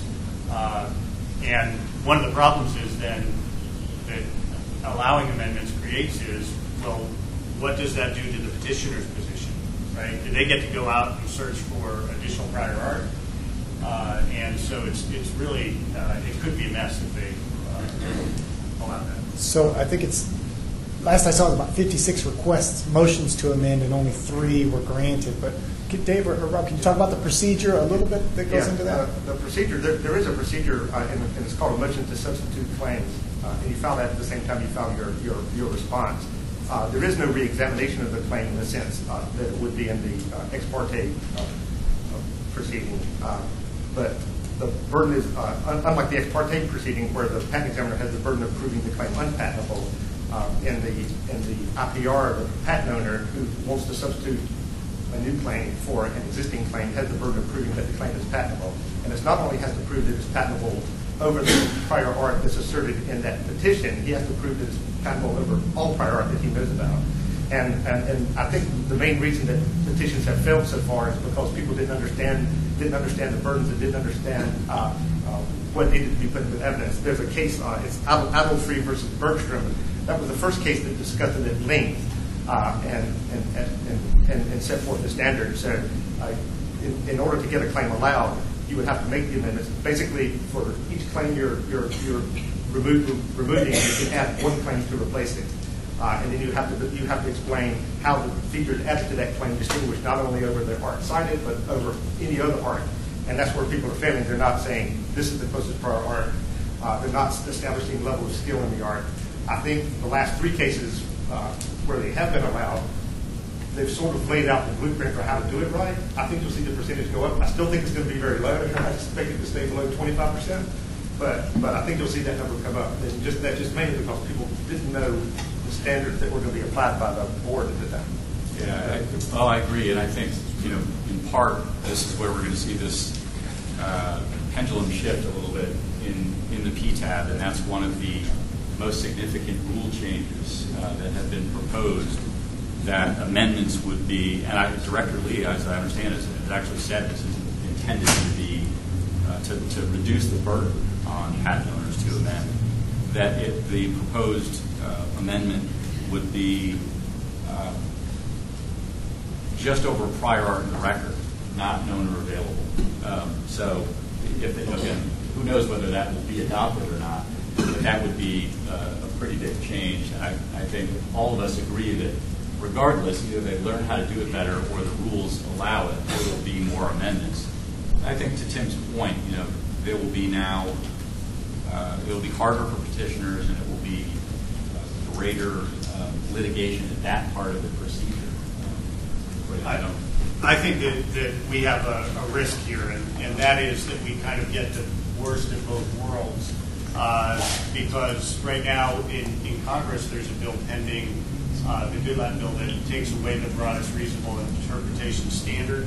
That kind of goes hand in hand with the ability to amend, that the examiner has, the applicant has an ability to amend, and in exchange for that they give the examiner an ability to use a broadest reasonable interpretation standard. If Congress takes the broadest reasonable interpretation standard away and the Patent Office opens up the ability to amend, then we've got, from a defendant's standpoint or from a petitioner's standpoint, we've kind of got the worst possible, kind of combination. And so I think that's something that we really need to watch, both in the legislation and what the Patent Office does.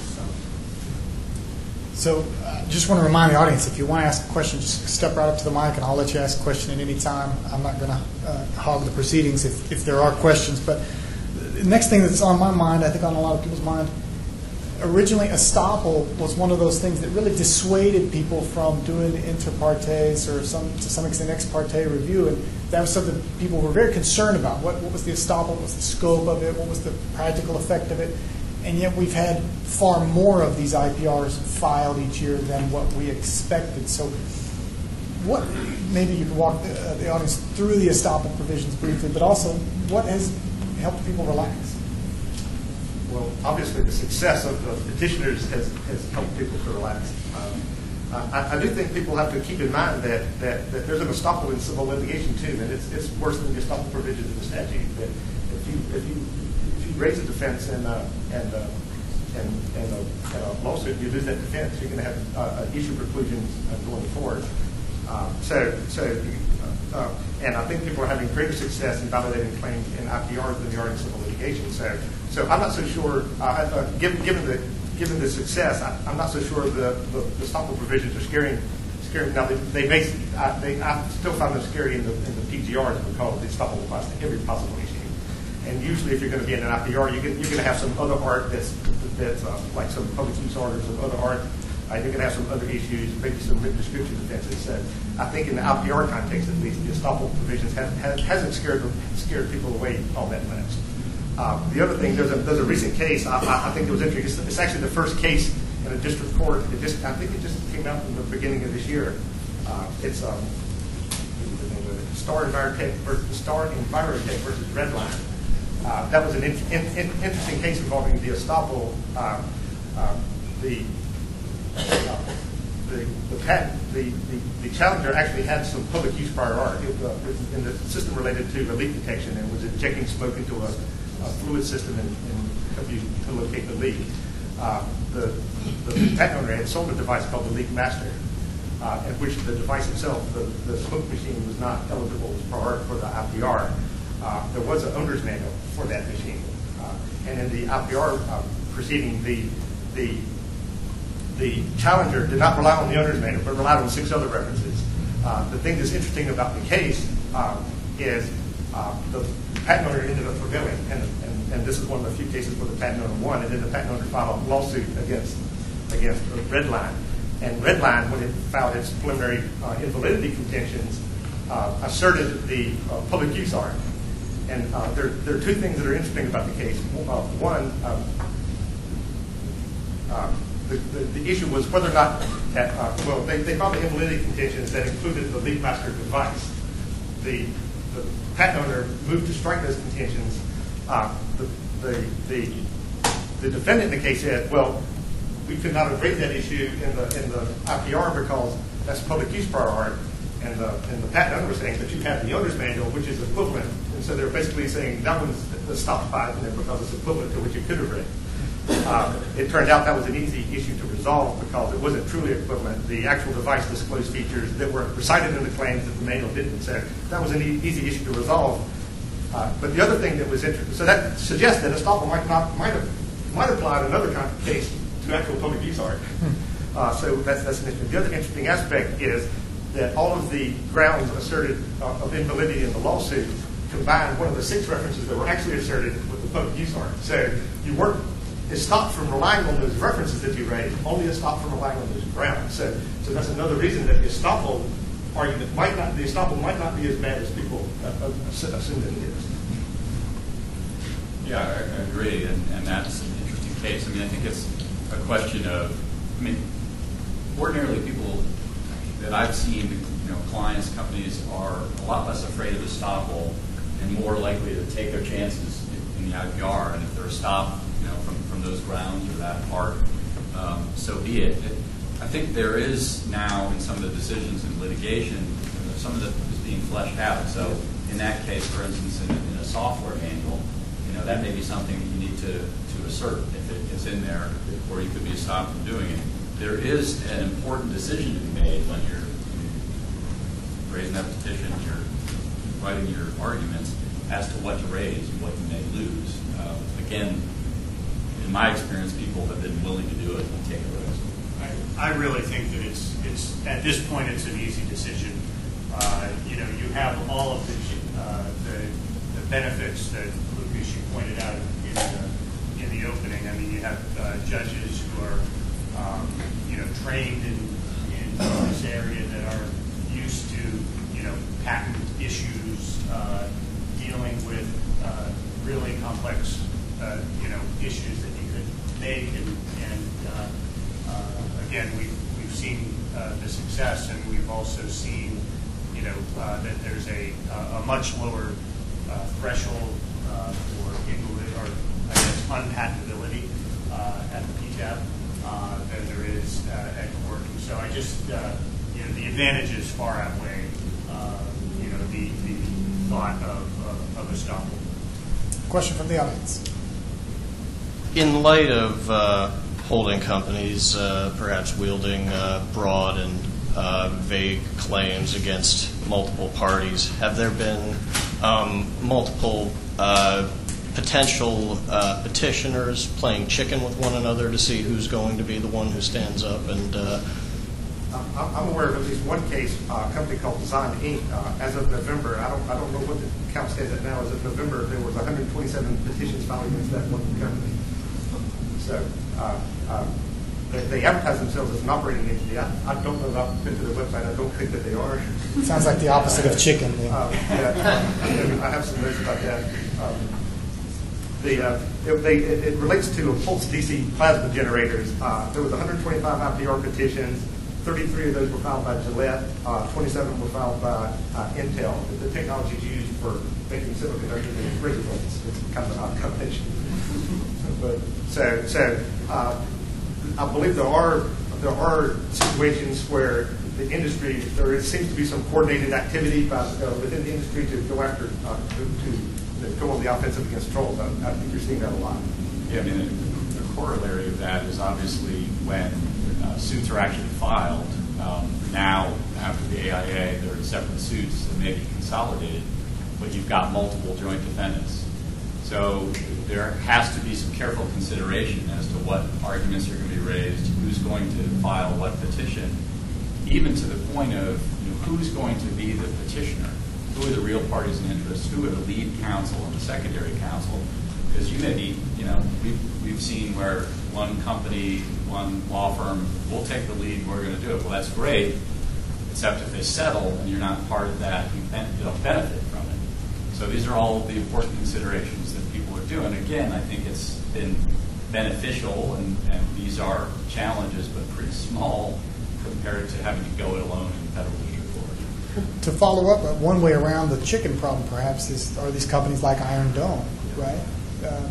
So if y'all have, anybody have experience about Iron Dome? Well, I don't have any experience with Iron Dome particularly, but it's just a fellow who has decided that he's going to take on the world a bit with respect to patent trolls, and he's filed, I don't know, 2 or 3 petitions, IPRs, just by himself, and I don't know whether he has anybody paying him anything, and so that's going to be a question. But I've seen companies like Unified Patents that has done something similar, and they have had companies that have paid them membership fees or something like that that they've started filing IPRs in various places, and so far they have been able to keep the mantle of the real party in interest. And but ultimately, I don't think that matters so much anymore because again, we see that the estoppel is pretty limited, and the success rate is pretty high, and so I think if you're going to get your case stayed in district court, you ought to be able to step up and say, I don't mind taking the estoppel, intact. It's really, kind of that balance that we do. All right, we got 5 more minutes. Hopefully we can get these 2 questions asked and answered. Brian Eller from North Carolina State University's Office of Technology Transfer. So the Wall Street Journal recently ran an article about IPRs about a hedge fund that was basically shorting stocks and then filing IPR petitions specifically against pharmaceutical companies. And I was wondering if you had any thoughts on this. Is that a good business model, or is this something we'll see more in the future? And typically they wouldn't have standing to do this. And well, it's interesting. So the person behind this is Eric Spangenberg, who is a patent troll, and he's brilliant for one thing, but he's evil. And so I think this was aimed squarely at the pharmaceutical companies in an effort to get them encouraged to try and defeat patent litigation reform. And so that's one thing I'd say about it. The other is, there is a lot of money at stake with this, strategy that they've taken. They've shorted the stock. Who knows whether they've already, cleared those transactions, but apparently the stock price is doing okay.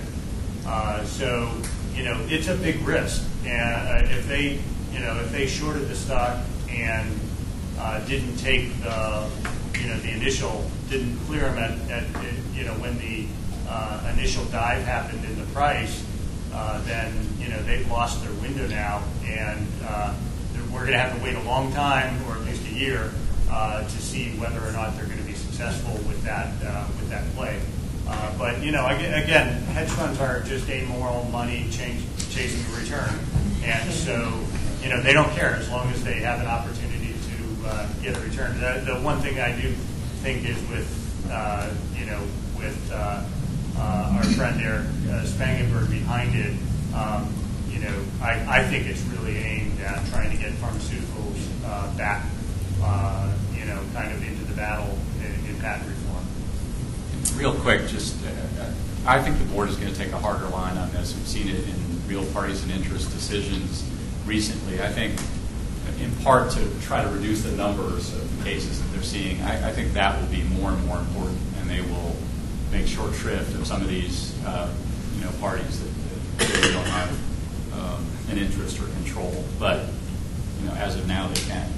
I think the problem with the statute created, Congress deliberately wrote the statute that says any person can challenge it. So if you want to go challenge the patent, you're welcome to go challenge it. And so that opened the door for people that don't really have an interest, don't really have a dog in the fight. People that are not going to get sued. And I do have this fear that if they are successful in doing that, that the PTAB will get swamped with petitions by people that don't that aren't really being threatened by these patents, and the people that are truly being threatened won't. Well, another good point though is there is a such thing as a public interest in and if the patent is not valid, then it ought to be wiped out, and who cares really who does it? Yeah. I do think you'll see a new standing requirement. That might be one of the technical amendments to that to stop some of that. Professor Wright, and then we'll have 1 minute to answer. I'm really glad Brian asked that question. So, as you may know, Chris Coons has introduced a bill in Congress called the Strong Act, which would essentially require that you be sued prior to bringing an IPR. And you've both basically addressed both the pro and the con of that. The pro is that perhaps you wouldn't get officious intermeddlers or even evil intermeddlers of the sort that Tim, you're talking about. But the con is that perhaps there might be public interest organizations that would be precluded. EFF has come out against that, for example. So a little more on that would be interesting. Well, I think there was a case, right, where public patent organization filed that case and was found not to have standing, and so that's an issue. I think really the patent office ought to be kind of looking at that and whether they ought to intervene and create standing at the court level for this. I feel like very strongly that the patents that are kind of come through this process ought to be tested, and if somebody has the ability and the gumption to do it, they ought to be permitted to do it. It is something that if a patent stands and is out there, it in effect harms us all if it's not, if it's out there and it's not valid. And so, to me, whether it's a pharmaceutical or software patent, I don't make any distinction between it. They ought to be tested well, and if this is the process that Congress has dictated that we use to do it, we ought to allow anybody to challenge it. I agree with Tim with one small caveat. Probably is I think in the case of the hedge funds, they may very well be tempted to file petitions against patents that they likely be valid, just so they can move the needle a little bit, so they can make money. But I agree that if a patent is invalid, it is in the public interest to clear the patent out of the way, because it impedes other people as well. So clearly, it's already a burden. You can't go to the PTAB if you filed a DJ action first. So waiting to be sued in an unfavorable jurisdiction in which you really don't do much business. Maybe there's enough of jurisdiction in which that type of plaintiff really doesn't do any business either. It seems like now we have at least some balance, and it probably doesn't go far enough. I mean, if you want to file a DJ claim, why can't you file a DJ claim and take advantage of the system that you have now? I understand the reasons against it. So, I mean, it's an interesting proposal. I don't think probably that is going to end up getting a lot of support, given where she's come from. All right, we're out of time, unfortunately, but let's thank our panelists. We'll take just under a 10-minute break, and then we'll start right back up to talk about litigation.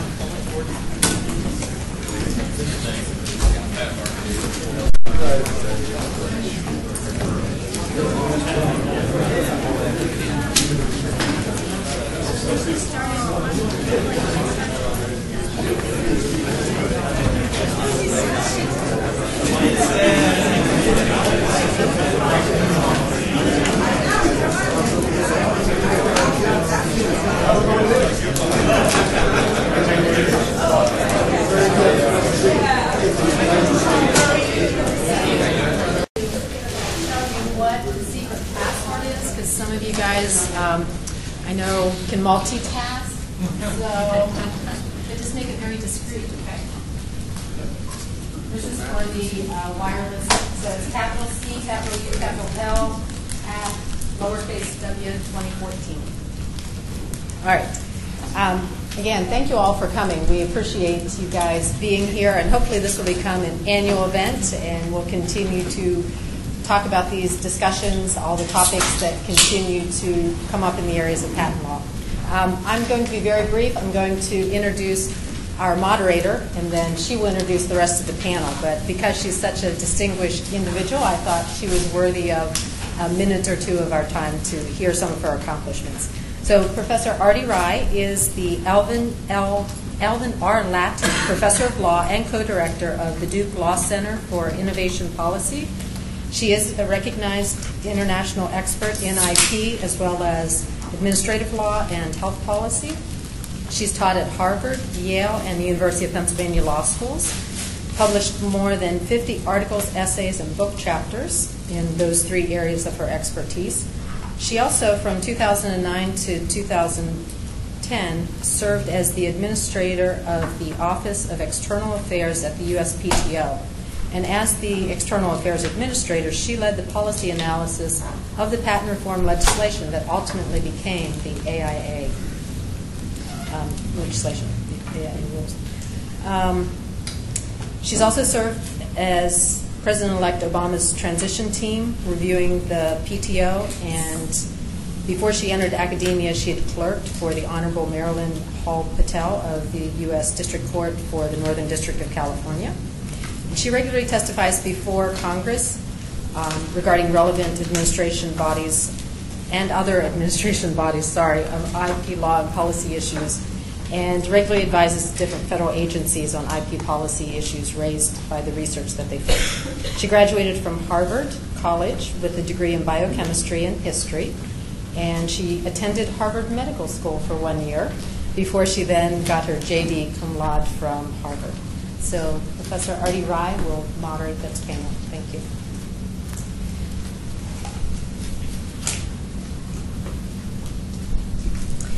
Thank you very much. I'm actually going to sit down for most of the panel. This is just in order to introduce our very distinguished panelists, and after that I will sit down and shoot them questions from the chair, because our panel is going to actually not have any slides, so it'll be a little more informal than the prior panels, and I hope also perhaps provocative in some ways. So for that reason, I will sit amongst the panelists and shoot them questions.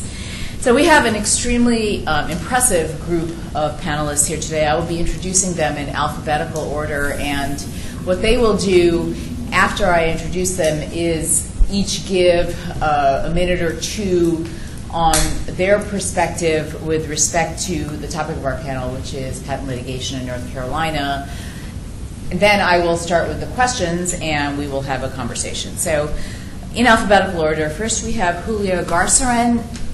Julio is the Chief IP Counsel of CRE, and he has been in that position since 2005. CRE, for those who don't know, I expect almost everyone here does, however, is a very significant manufacturer of light-emitted diodes, LEDs. It has over $1 billion in yearly revenues and over 6,000 employees, and is based here in North Carolina. Prior to becoming Chief IP Counsel at CRE, Julio was corporate counsel at Lucent from 1997 to 2005. And prior to that, he was an associate at Arnold, White & Durkee, so he has had extensive experience both in-house and as a law firm lawyer. Julio graduated from Florida State University, their law school, in 1992. Next, again alphabetically, we have Steve Gardner, who is a partner at Kilpatrick & Townsend, and was the co-chair of their patent litigation practice, from 2004 to 2013. He is a registered patent attorney and also a very prominent patent litigator.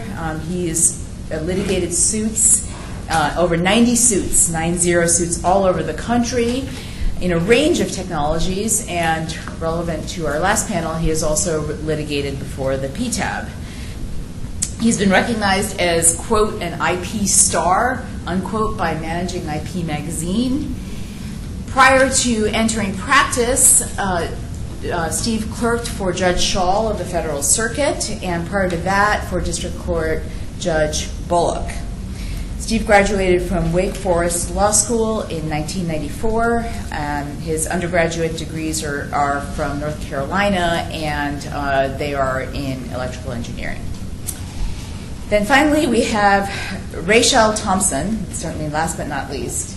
And I'm getting that right, I think? Okay. Great name.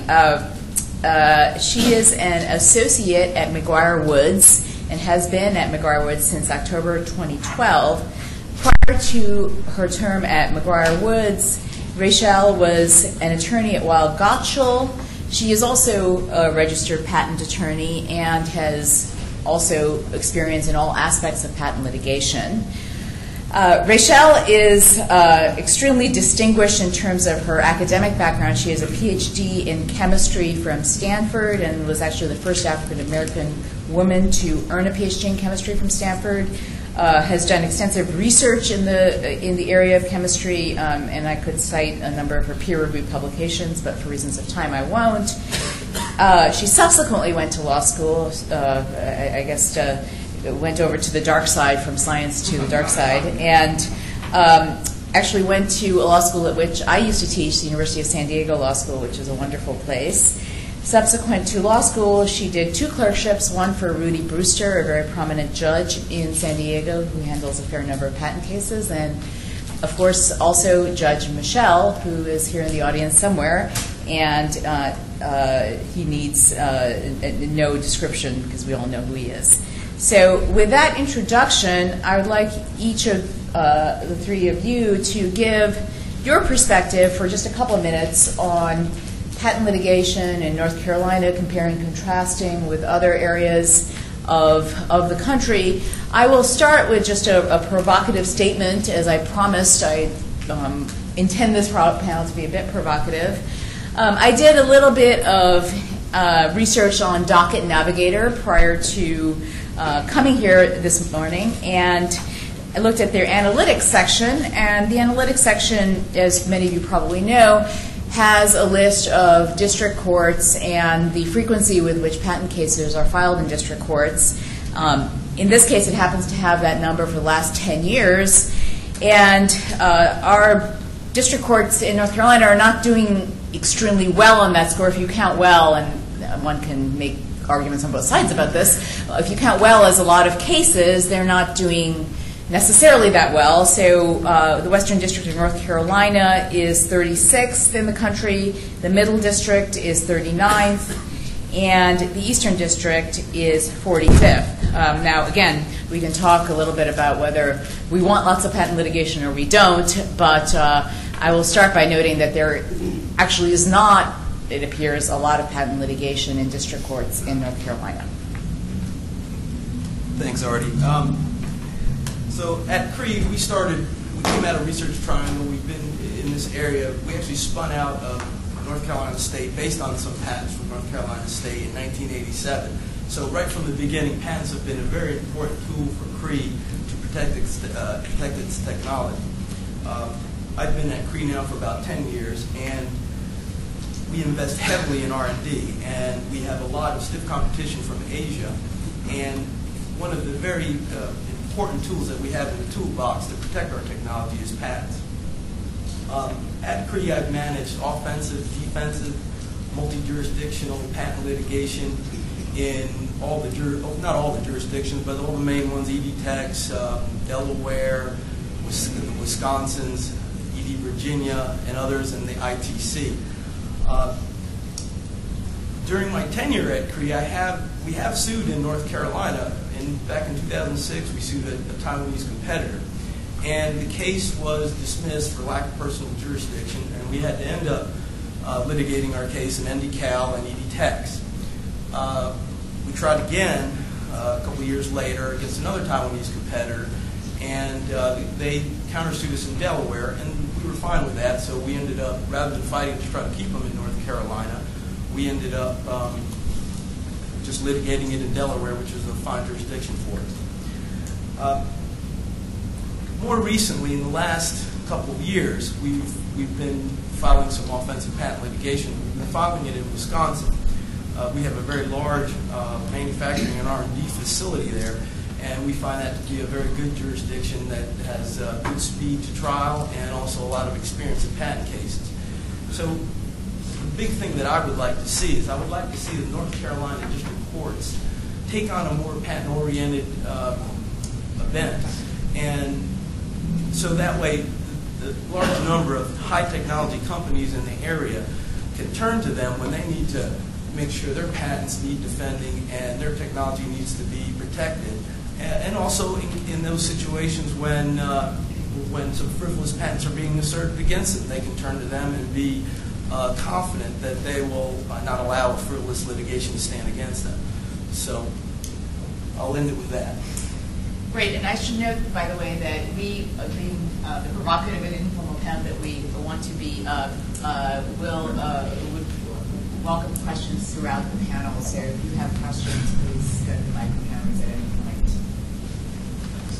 I'm glad you're all here today. I thought I'd give some background for you to tell you where I'm coming from relative to the rest of the panel. I've been practicing patent law for 21 years now. At some point, I'm sure my hair will turn a little gray, I suspect, at some point.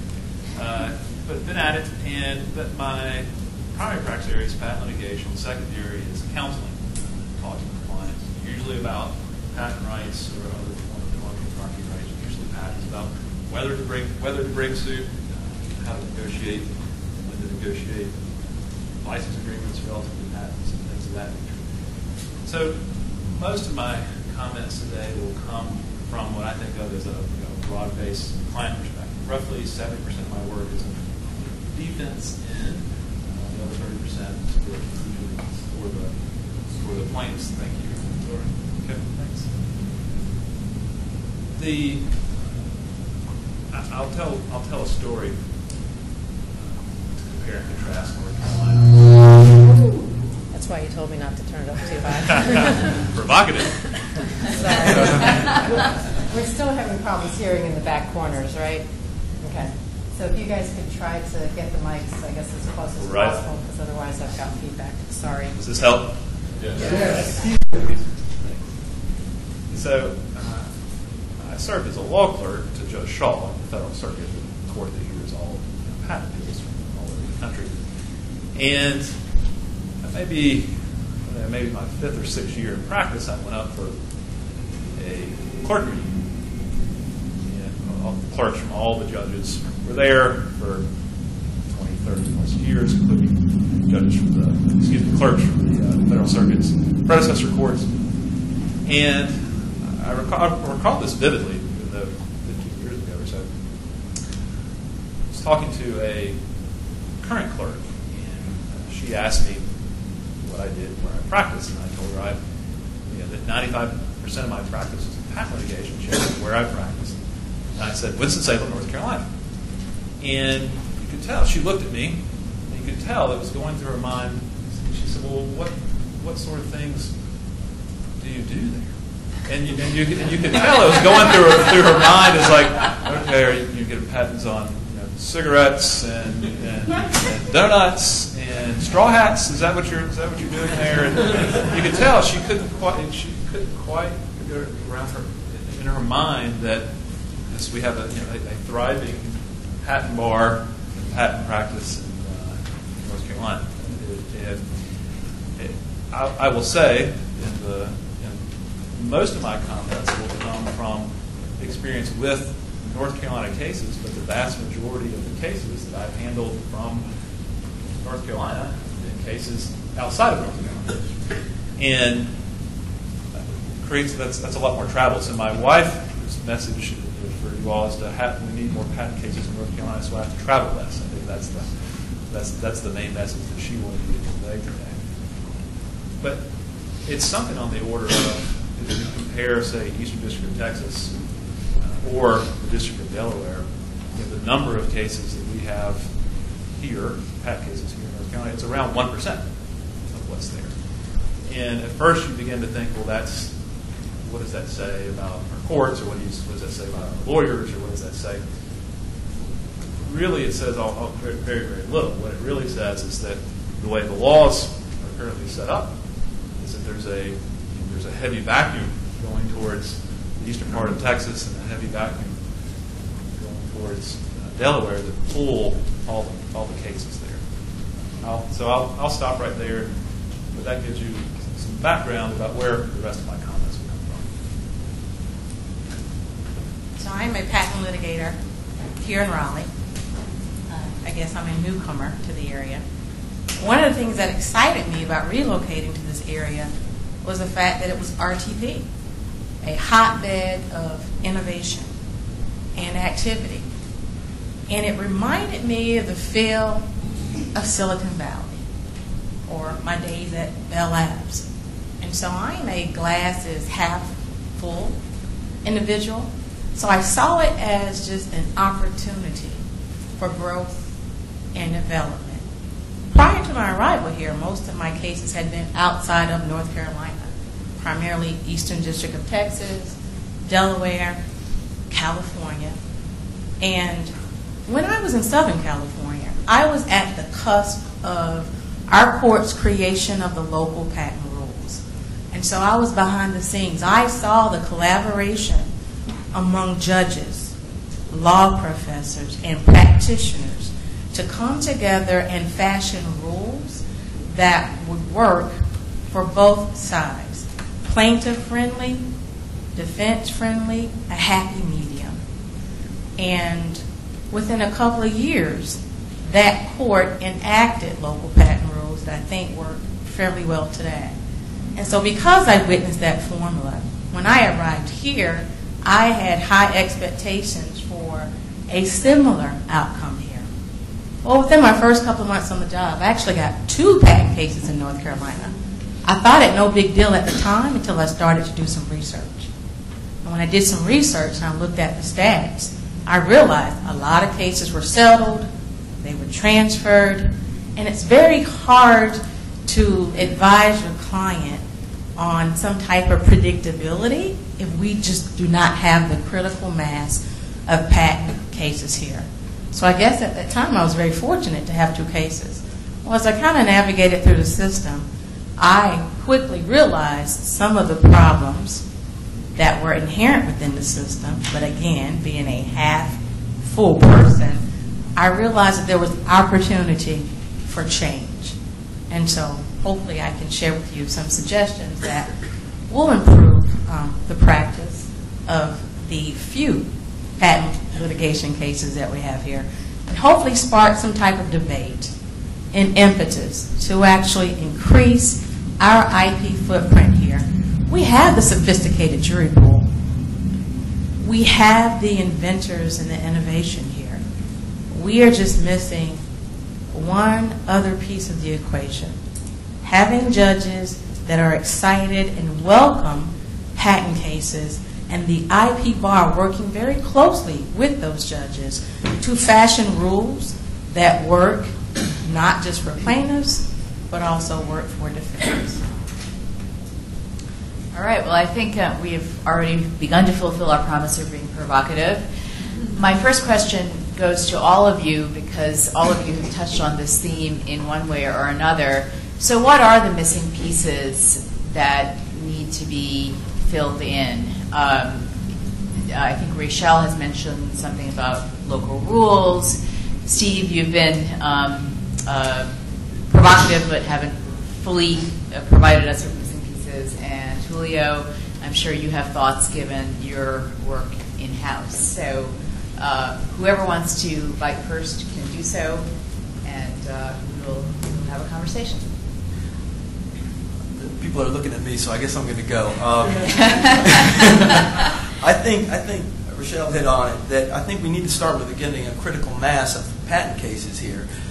Because once you get that, you start getting some statistics that people can rely on. You start seeing, you can get some predictability, and then people will be willing to bring cases here.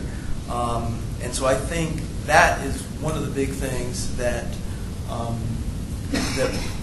we need to get more cases here. But the question, I guess, that's harder to answer is how do you do that? And I do think that you touched on that also, and I think it's very well stated that we need to get, I think it's incumbent upon the bar to try to get try to get the judges excited about this and see if we can identify some judges who would be excited about doing patent cases and have a willingness to accept them in their court, not dismiss them for lack of personal jurisdiction, not transfer them out for inconvenience when you're going to go just to another forum that's maybe more inconvenient, quite frankly. So I think that's the kind of stuff that needs to happen. We need to maybe try to recruit some of the judiciary to volunteer if they have been excitement to these type of cases or any kind of inkling that they want to do this sort of thing. So I'm not sure I have a great answer, but I think if we start trying to attack as a whole, and hopefully some of the judiciary will bite on it, then we can get some interest and get some more cases filed and start getting that critical mass where then other people will be willing to bring in cases. Outside counsel will be willing to recommend to their clients, yeah, North Carolina is a good forum. You have some good contacts here, so let's sue in North Carolina. Or if a frivolous lawsuit is brought against the company, that company can say, you know what, that's great because North Carolina knows what they're doing in patents, and this is a frivolous lawsuit, so we can effectively defend against it here, and there's no problem. We don't have to try to move and get out of here. We can stay right here. So there's just some thoughts. I'll take that. So there's two parts to that. I think one is it's an overall systemic problem that I alluded to. The way our personal jurisdiction and venue laws are set up makes virtually any company of any size suable in East Texas or Delaware. And so you have North Carolina companies having to defend themselves in places where they may have very little actual activity. And I think the only real way to have a substantial increase in the number of patent suits that are present in North Carolina is to allow is to have them changed in U.S. Code federal rules that make it so that North Carolina companies are sued here instead of East Texas. So I think that's, and there are systemic changes that I think are necessary to make any real big dent in the number of cases. The second area, there's some changes in the local rules that I would suggest, and I think we're going to get to those questions later. But if you weigh those two things out, sort of the large systemic changes that would have to be made at the U.S. code level, those by far I think would be the most important or have the most impact, rather than the other changes that at least I would suggest relative to patent rules and things like that. And I'll piggyback off that. I think it really only just requires one person, one judge, to make a difference, to make a change. And I'll share with you my experience from the Southern District of California. I clerked for the Honorable Rudy M. Brewster in the Southern District of California. And it was when he achieved senior status, when he could have taken a reduced docket, that he became engaged with patent law and decided in his retired status, and I put in quotes, to take no more patent cases. And he enjoyed it. For him, it was a big puzzle. He loved to tease the issues. He was very enthusiastic about it, and it was infectious. That court was very collegial. So not only did Judge Brewster become an intellectual property law scholar, he shared that knowledge with other judges on the court.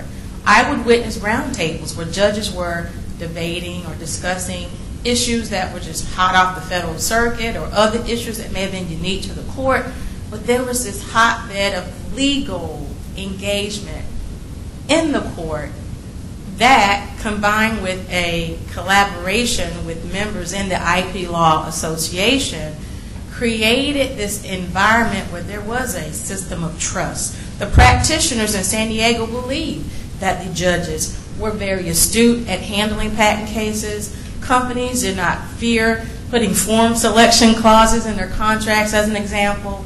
And we saw an increase in the number of patent cases that were litigated in the Southern District of California because there was just this excitement among the judges in court.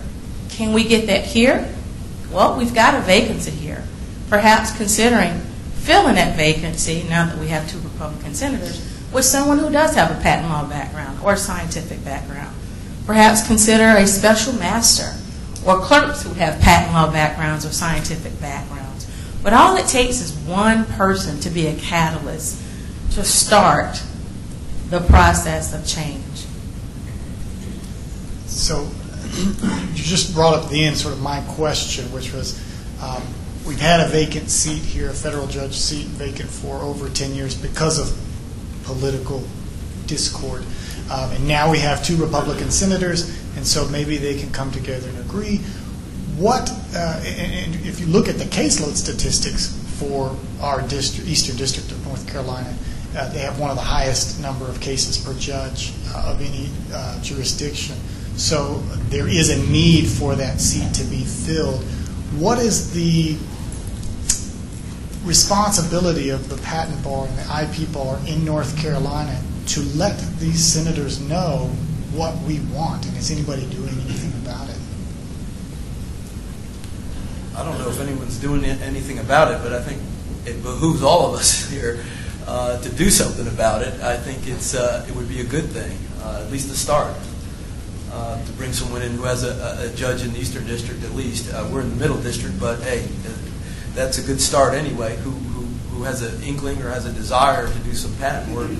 I think it'd be a great thing, and I think it'd be great if some folks in the patent bar of the area took it upon themselves to maybe start the discussion about, hey, let's have a judicial training or educational thing going on, and try to get the judges excited about it, or just try to lobby some of the senators to say, hey, at least on this level in Eastern District, we've got a vacancy open for 10 years here. Why don't we get somebody who at least has an interest in doing it? They're going to have to do some of the criminal work and all the other stuff too, but at least they would have an interest and wouldn't run from a patent case like the plague.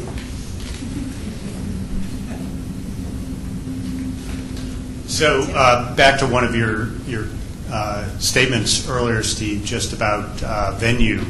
I think that's critically important, and I've been working on the Hill a bit, trying to re-energize the whole venue issue.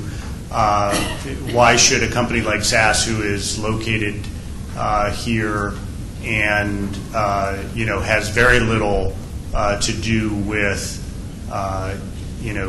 the Eastern District of Texas, other than maybe 1 or 2 universities that are customers down there, be hauled off to Texas every time? When I understand that prior to 1986 the patent statute had its own venue provision that provided that patent cases shall be brought in the venue of the defendant, and so I've been trying to actively push that position again, because frankly for us the troll problem would probably go away if we weren't if the Eastern District of Texas and the District of Delaware weren't available to the trolls. So I'd be interested in your thoughts about that. No, I don't know why. I know there was an effort to push towards changing the venue statute. In my mind, I put it like at 8 years out, 6 years, something like that. But it seemed to have faded, and I don't know why it did. Lots of success, right, with the AIA, so certainly could have made some trade-offs for other things. But I agree with your point in pushing back to a situation where, particularly for trolls, particularly for situations where you have a plaintiff who they established their LLC about 2 months before filing suit, and they have a PO box in Tyler and some patents, and that's what they have. The concept of weighing out fairness, that suit should go forward against SAS, should go forward in East Texas rather than here. I think that's an easy case to make. So I would encourage others to get behind that, effort, and push those changes again. I'll just say I do think the venue issue would help, at least as far as non-practicing entities, but I'm not sure it's a panacea either. I mean, we've been sued by several non-practicing entities in EDTechs in Delaware, but also in Southern District of New York, Eastern District of Virginia. So it's not like that's the whole issue there, I think. But I think it'd be a good thing at least to get for this idea of trying to get more cases filed in North Carolina when North Carolina companies are defending against patent litigation. So I want to link two comments, one made by Julia, one by Rochelle, but all three of you should answer, I think, because some of you have relevant insights. So, Julia, you were suggesting that cases that you brought in North Carolina were dismissed for a variety of reasons, and Rochelle, you were suggesting that perhaps the district courts aren't as energized here as in some other parts of the country. Are those two issues linked? Do you think that those cases were dismissed because the court wasn't as energized as it could have been about the case? I think that is true. Now, it's a small sampling, but my view is that, yes, because we later had to litigate those cases in jurisdictions where essentially the same type of links were there also. So I guess we could have hopped around the country until we found the best one. But yeah, I mean, I think if we kept it in, well, we got separated actually because of some litigation tactics that the other side had. We were actually in EDTechs and Northern District of California. So I do think that it was just a desire, maybe a lack of a desire to do the case, and I think if there was any inkling to do it, there could have been a justification. Now, I'm not saying people should take on cases that there's no jurisdiction or it's a clearly inconvenient forum, but I don't think, in this case, it was a much more gray situation, and it could have gone definitely in favor of us. And I can't say that those two issues are concretely linked. What I can say, though, is that at least in North Carolina, even though the local rules are substantially similar to the local rules in the Eastern District of Texas, it's a lot easier to get out of North Carolina than it is to get out of the Eastern District of Texas. And so, for judges that, may be overworked with their criminal docket or other civil dockets, it's very easy to give, the judges here a reason to transfer cases and or delay cases. I was really baffled that it's very easy to get an extension on some discovery issues, even though we do have local patent rules. That would never happen in the Eastern District of Texas, even if you had good cause. So if you're going to pattern your rules after the Eastern District of Texas, don't make it so easy for litigants to play around with the deadlines, because that increases the time to trial. And maybe it's because you don't really get to trial here because cases get transferred very easily.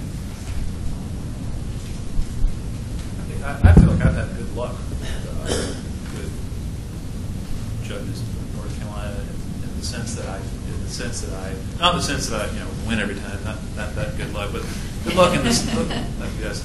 Good luck in the sense that I felt like they were highly engaged in the matter before them. So I felt like, but I also felt that the judges were looking to us as is the right thing to do, to educate them and present them with the two opposing views, and to go through it in detail and give them something that they can rely on and feel comfortable relying on making the rulings. Now, on the transfer question, I can think of a couple of cases that I've had transferred out. One of which, I can see why the judge ruled that way. The other one, I felt like it should have stayed. I felt pretty strongly like it should have stayed, but it's difficult for me to divorce myself from the advocacy end and really know, well, if it would have been Texas, it would have stayed, or would it not.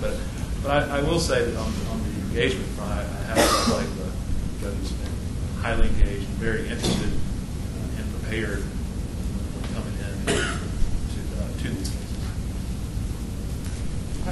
audience.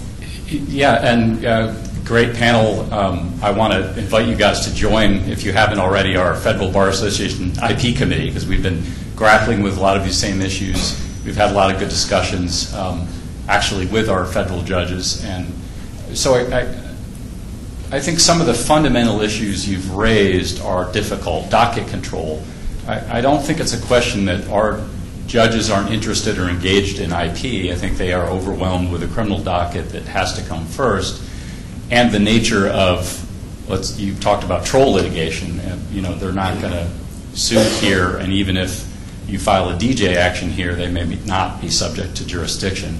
But what about other ways that, for instance, practitioners can improve, either through agreeing to magistrate judge, hearing the case, or agreeing to, and maybe it's a question of the rule amendment, faster discovery, like I think Rachel was suggesting you've seen in other forum.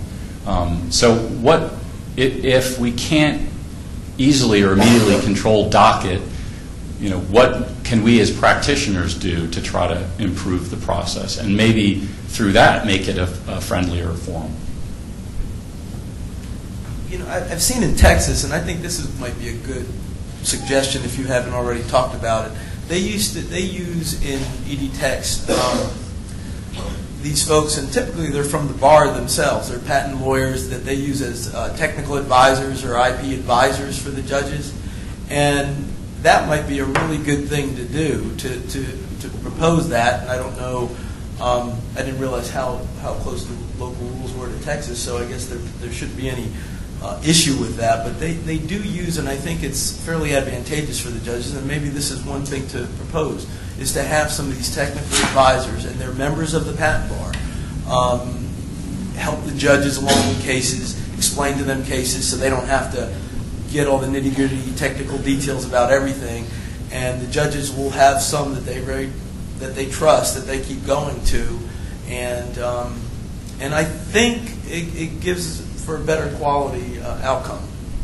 And it might be more efficient for them. It'll give them some help anyway. I think that's good. The only thing I'll add, to add to that is, I've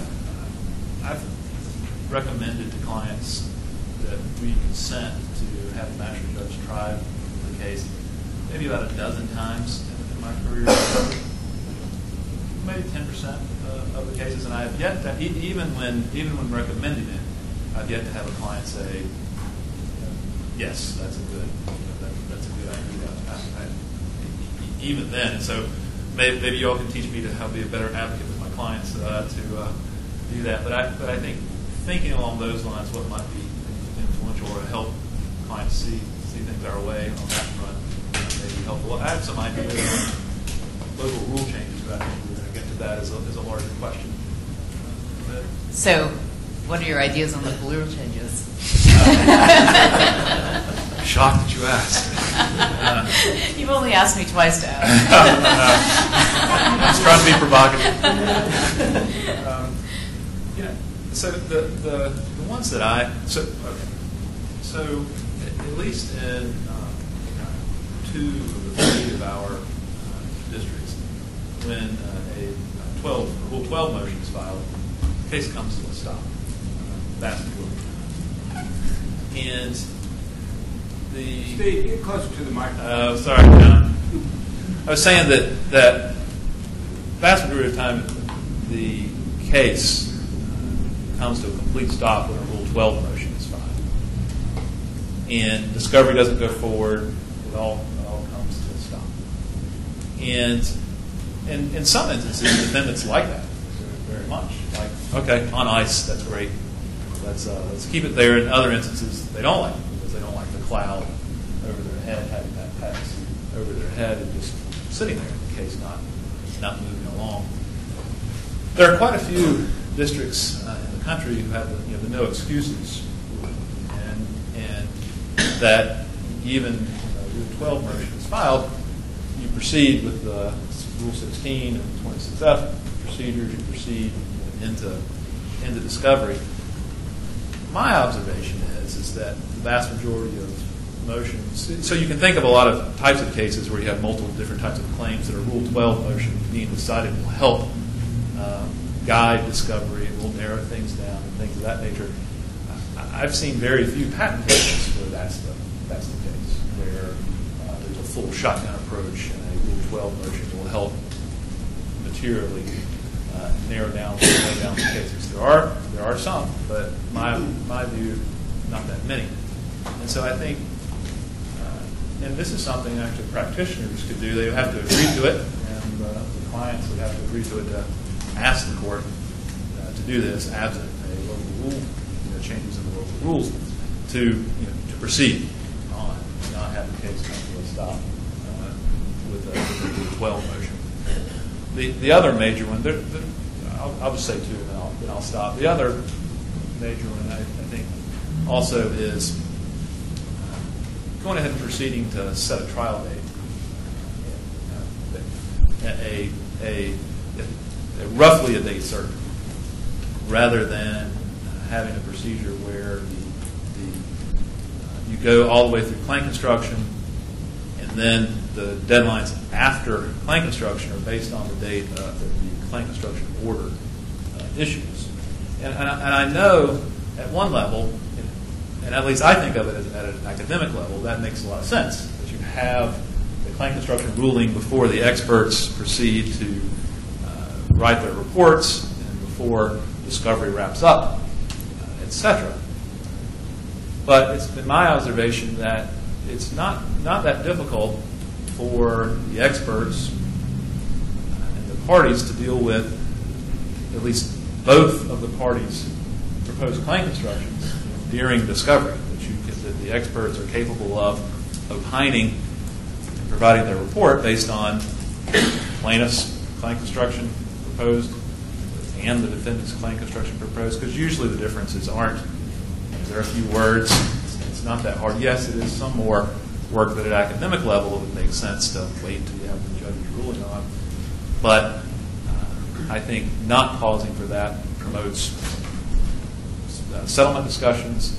It promotes finality, having a case proceed and have a definite date that things are going to come to an end. So those are the two major ones that I would suggest.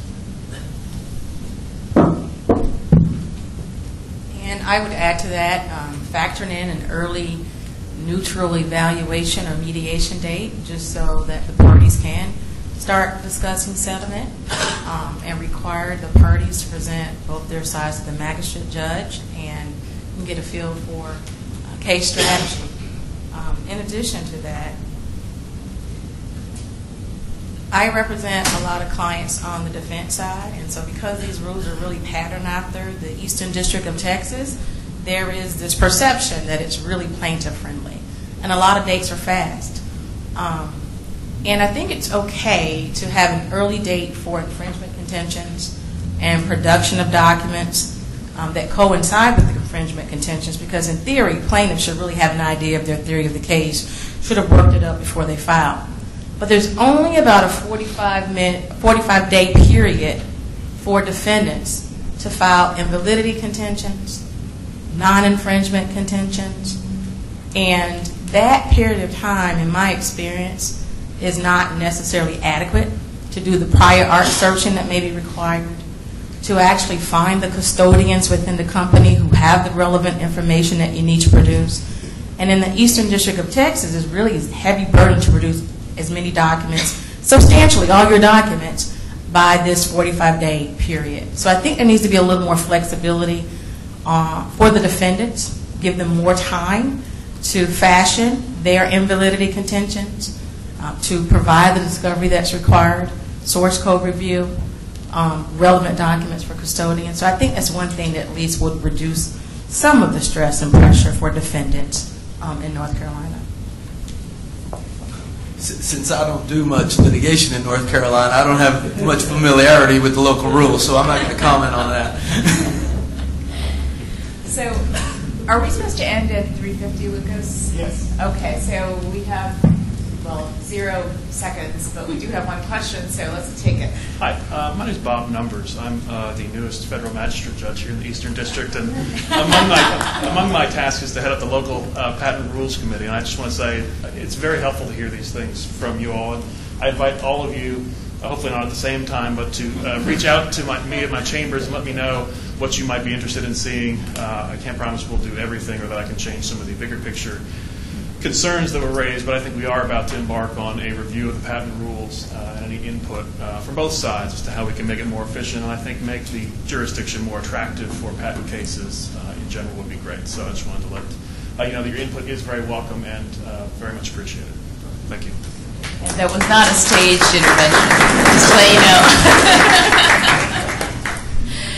Thank you very much to our panelists for an excellent conversation. I hope we were both provocative and useful. And I just want to make it clear that I love the judiciary here in North Carolina. I didn't realize there was any North Carolina judges in the audience. We'll take a 10-minute break, and then we'll actually hear from the judges of North Carolina. But let's thank our panel one more time.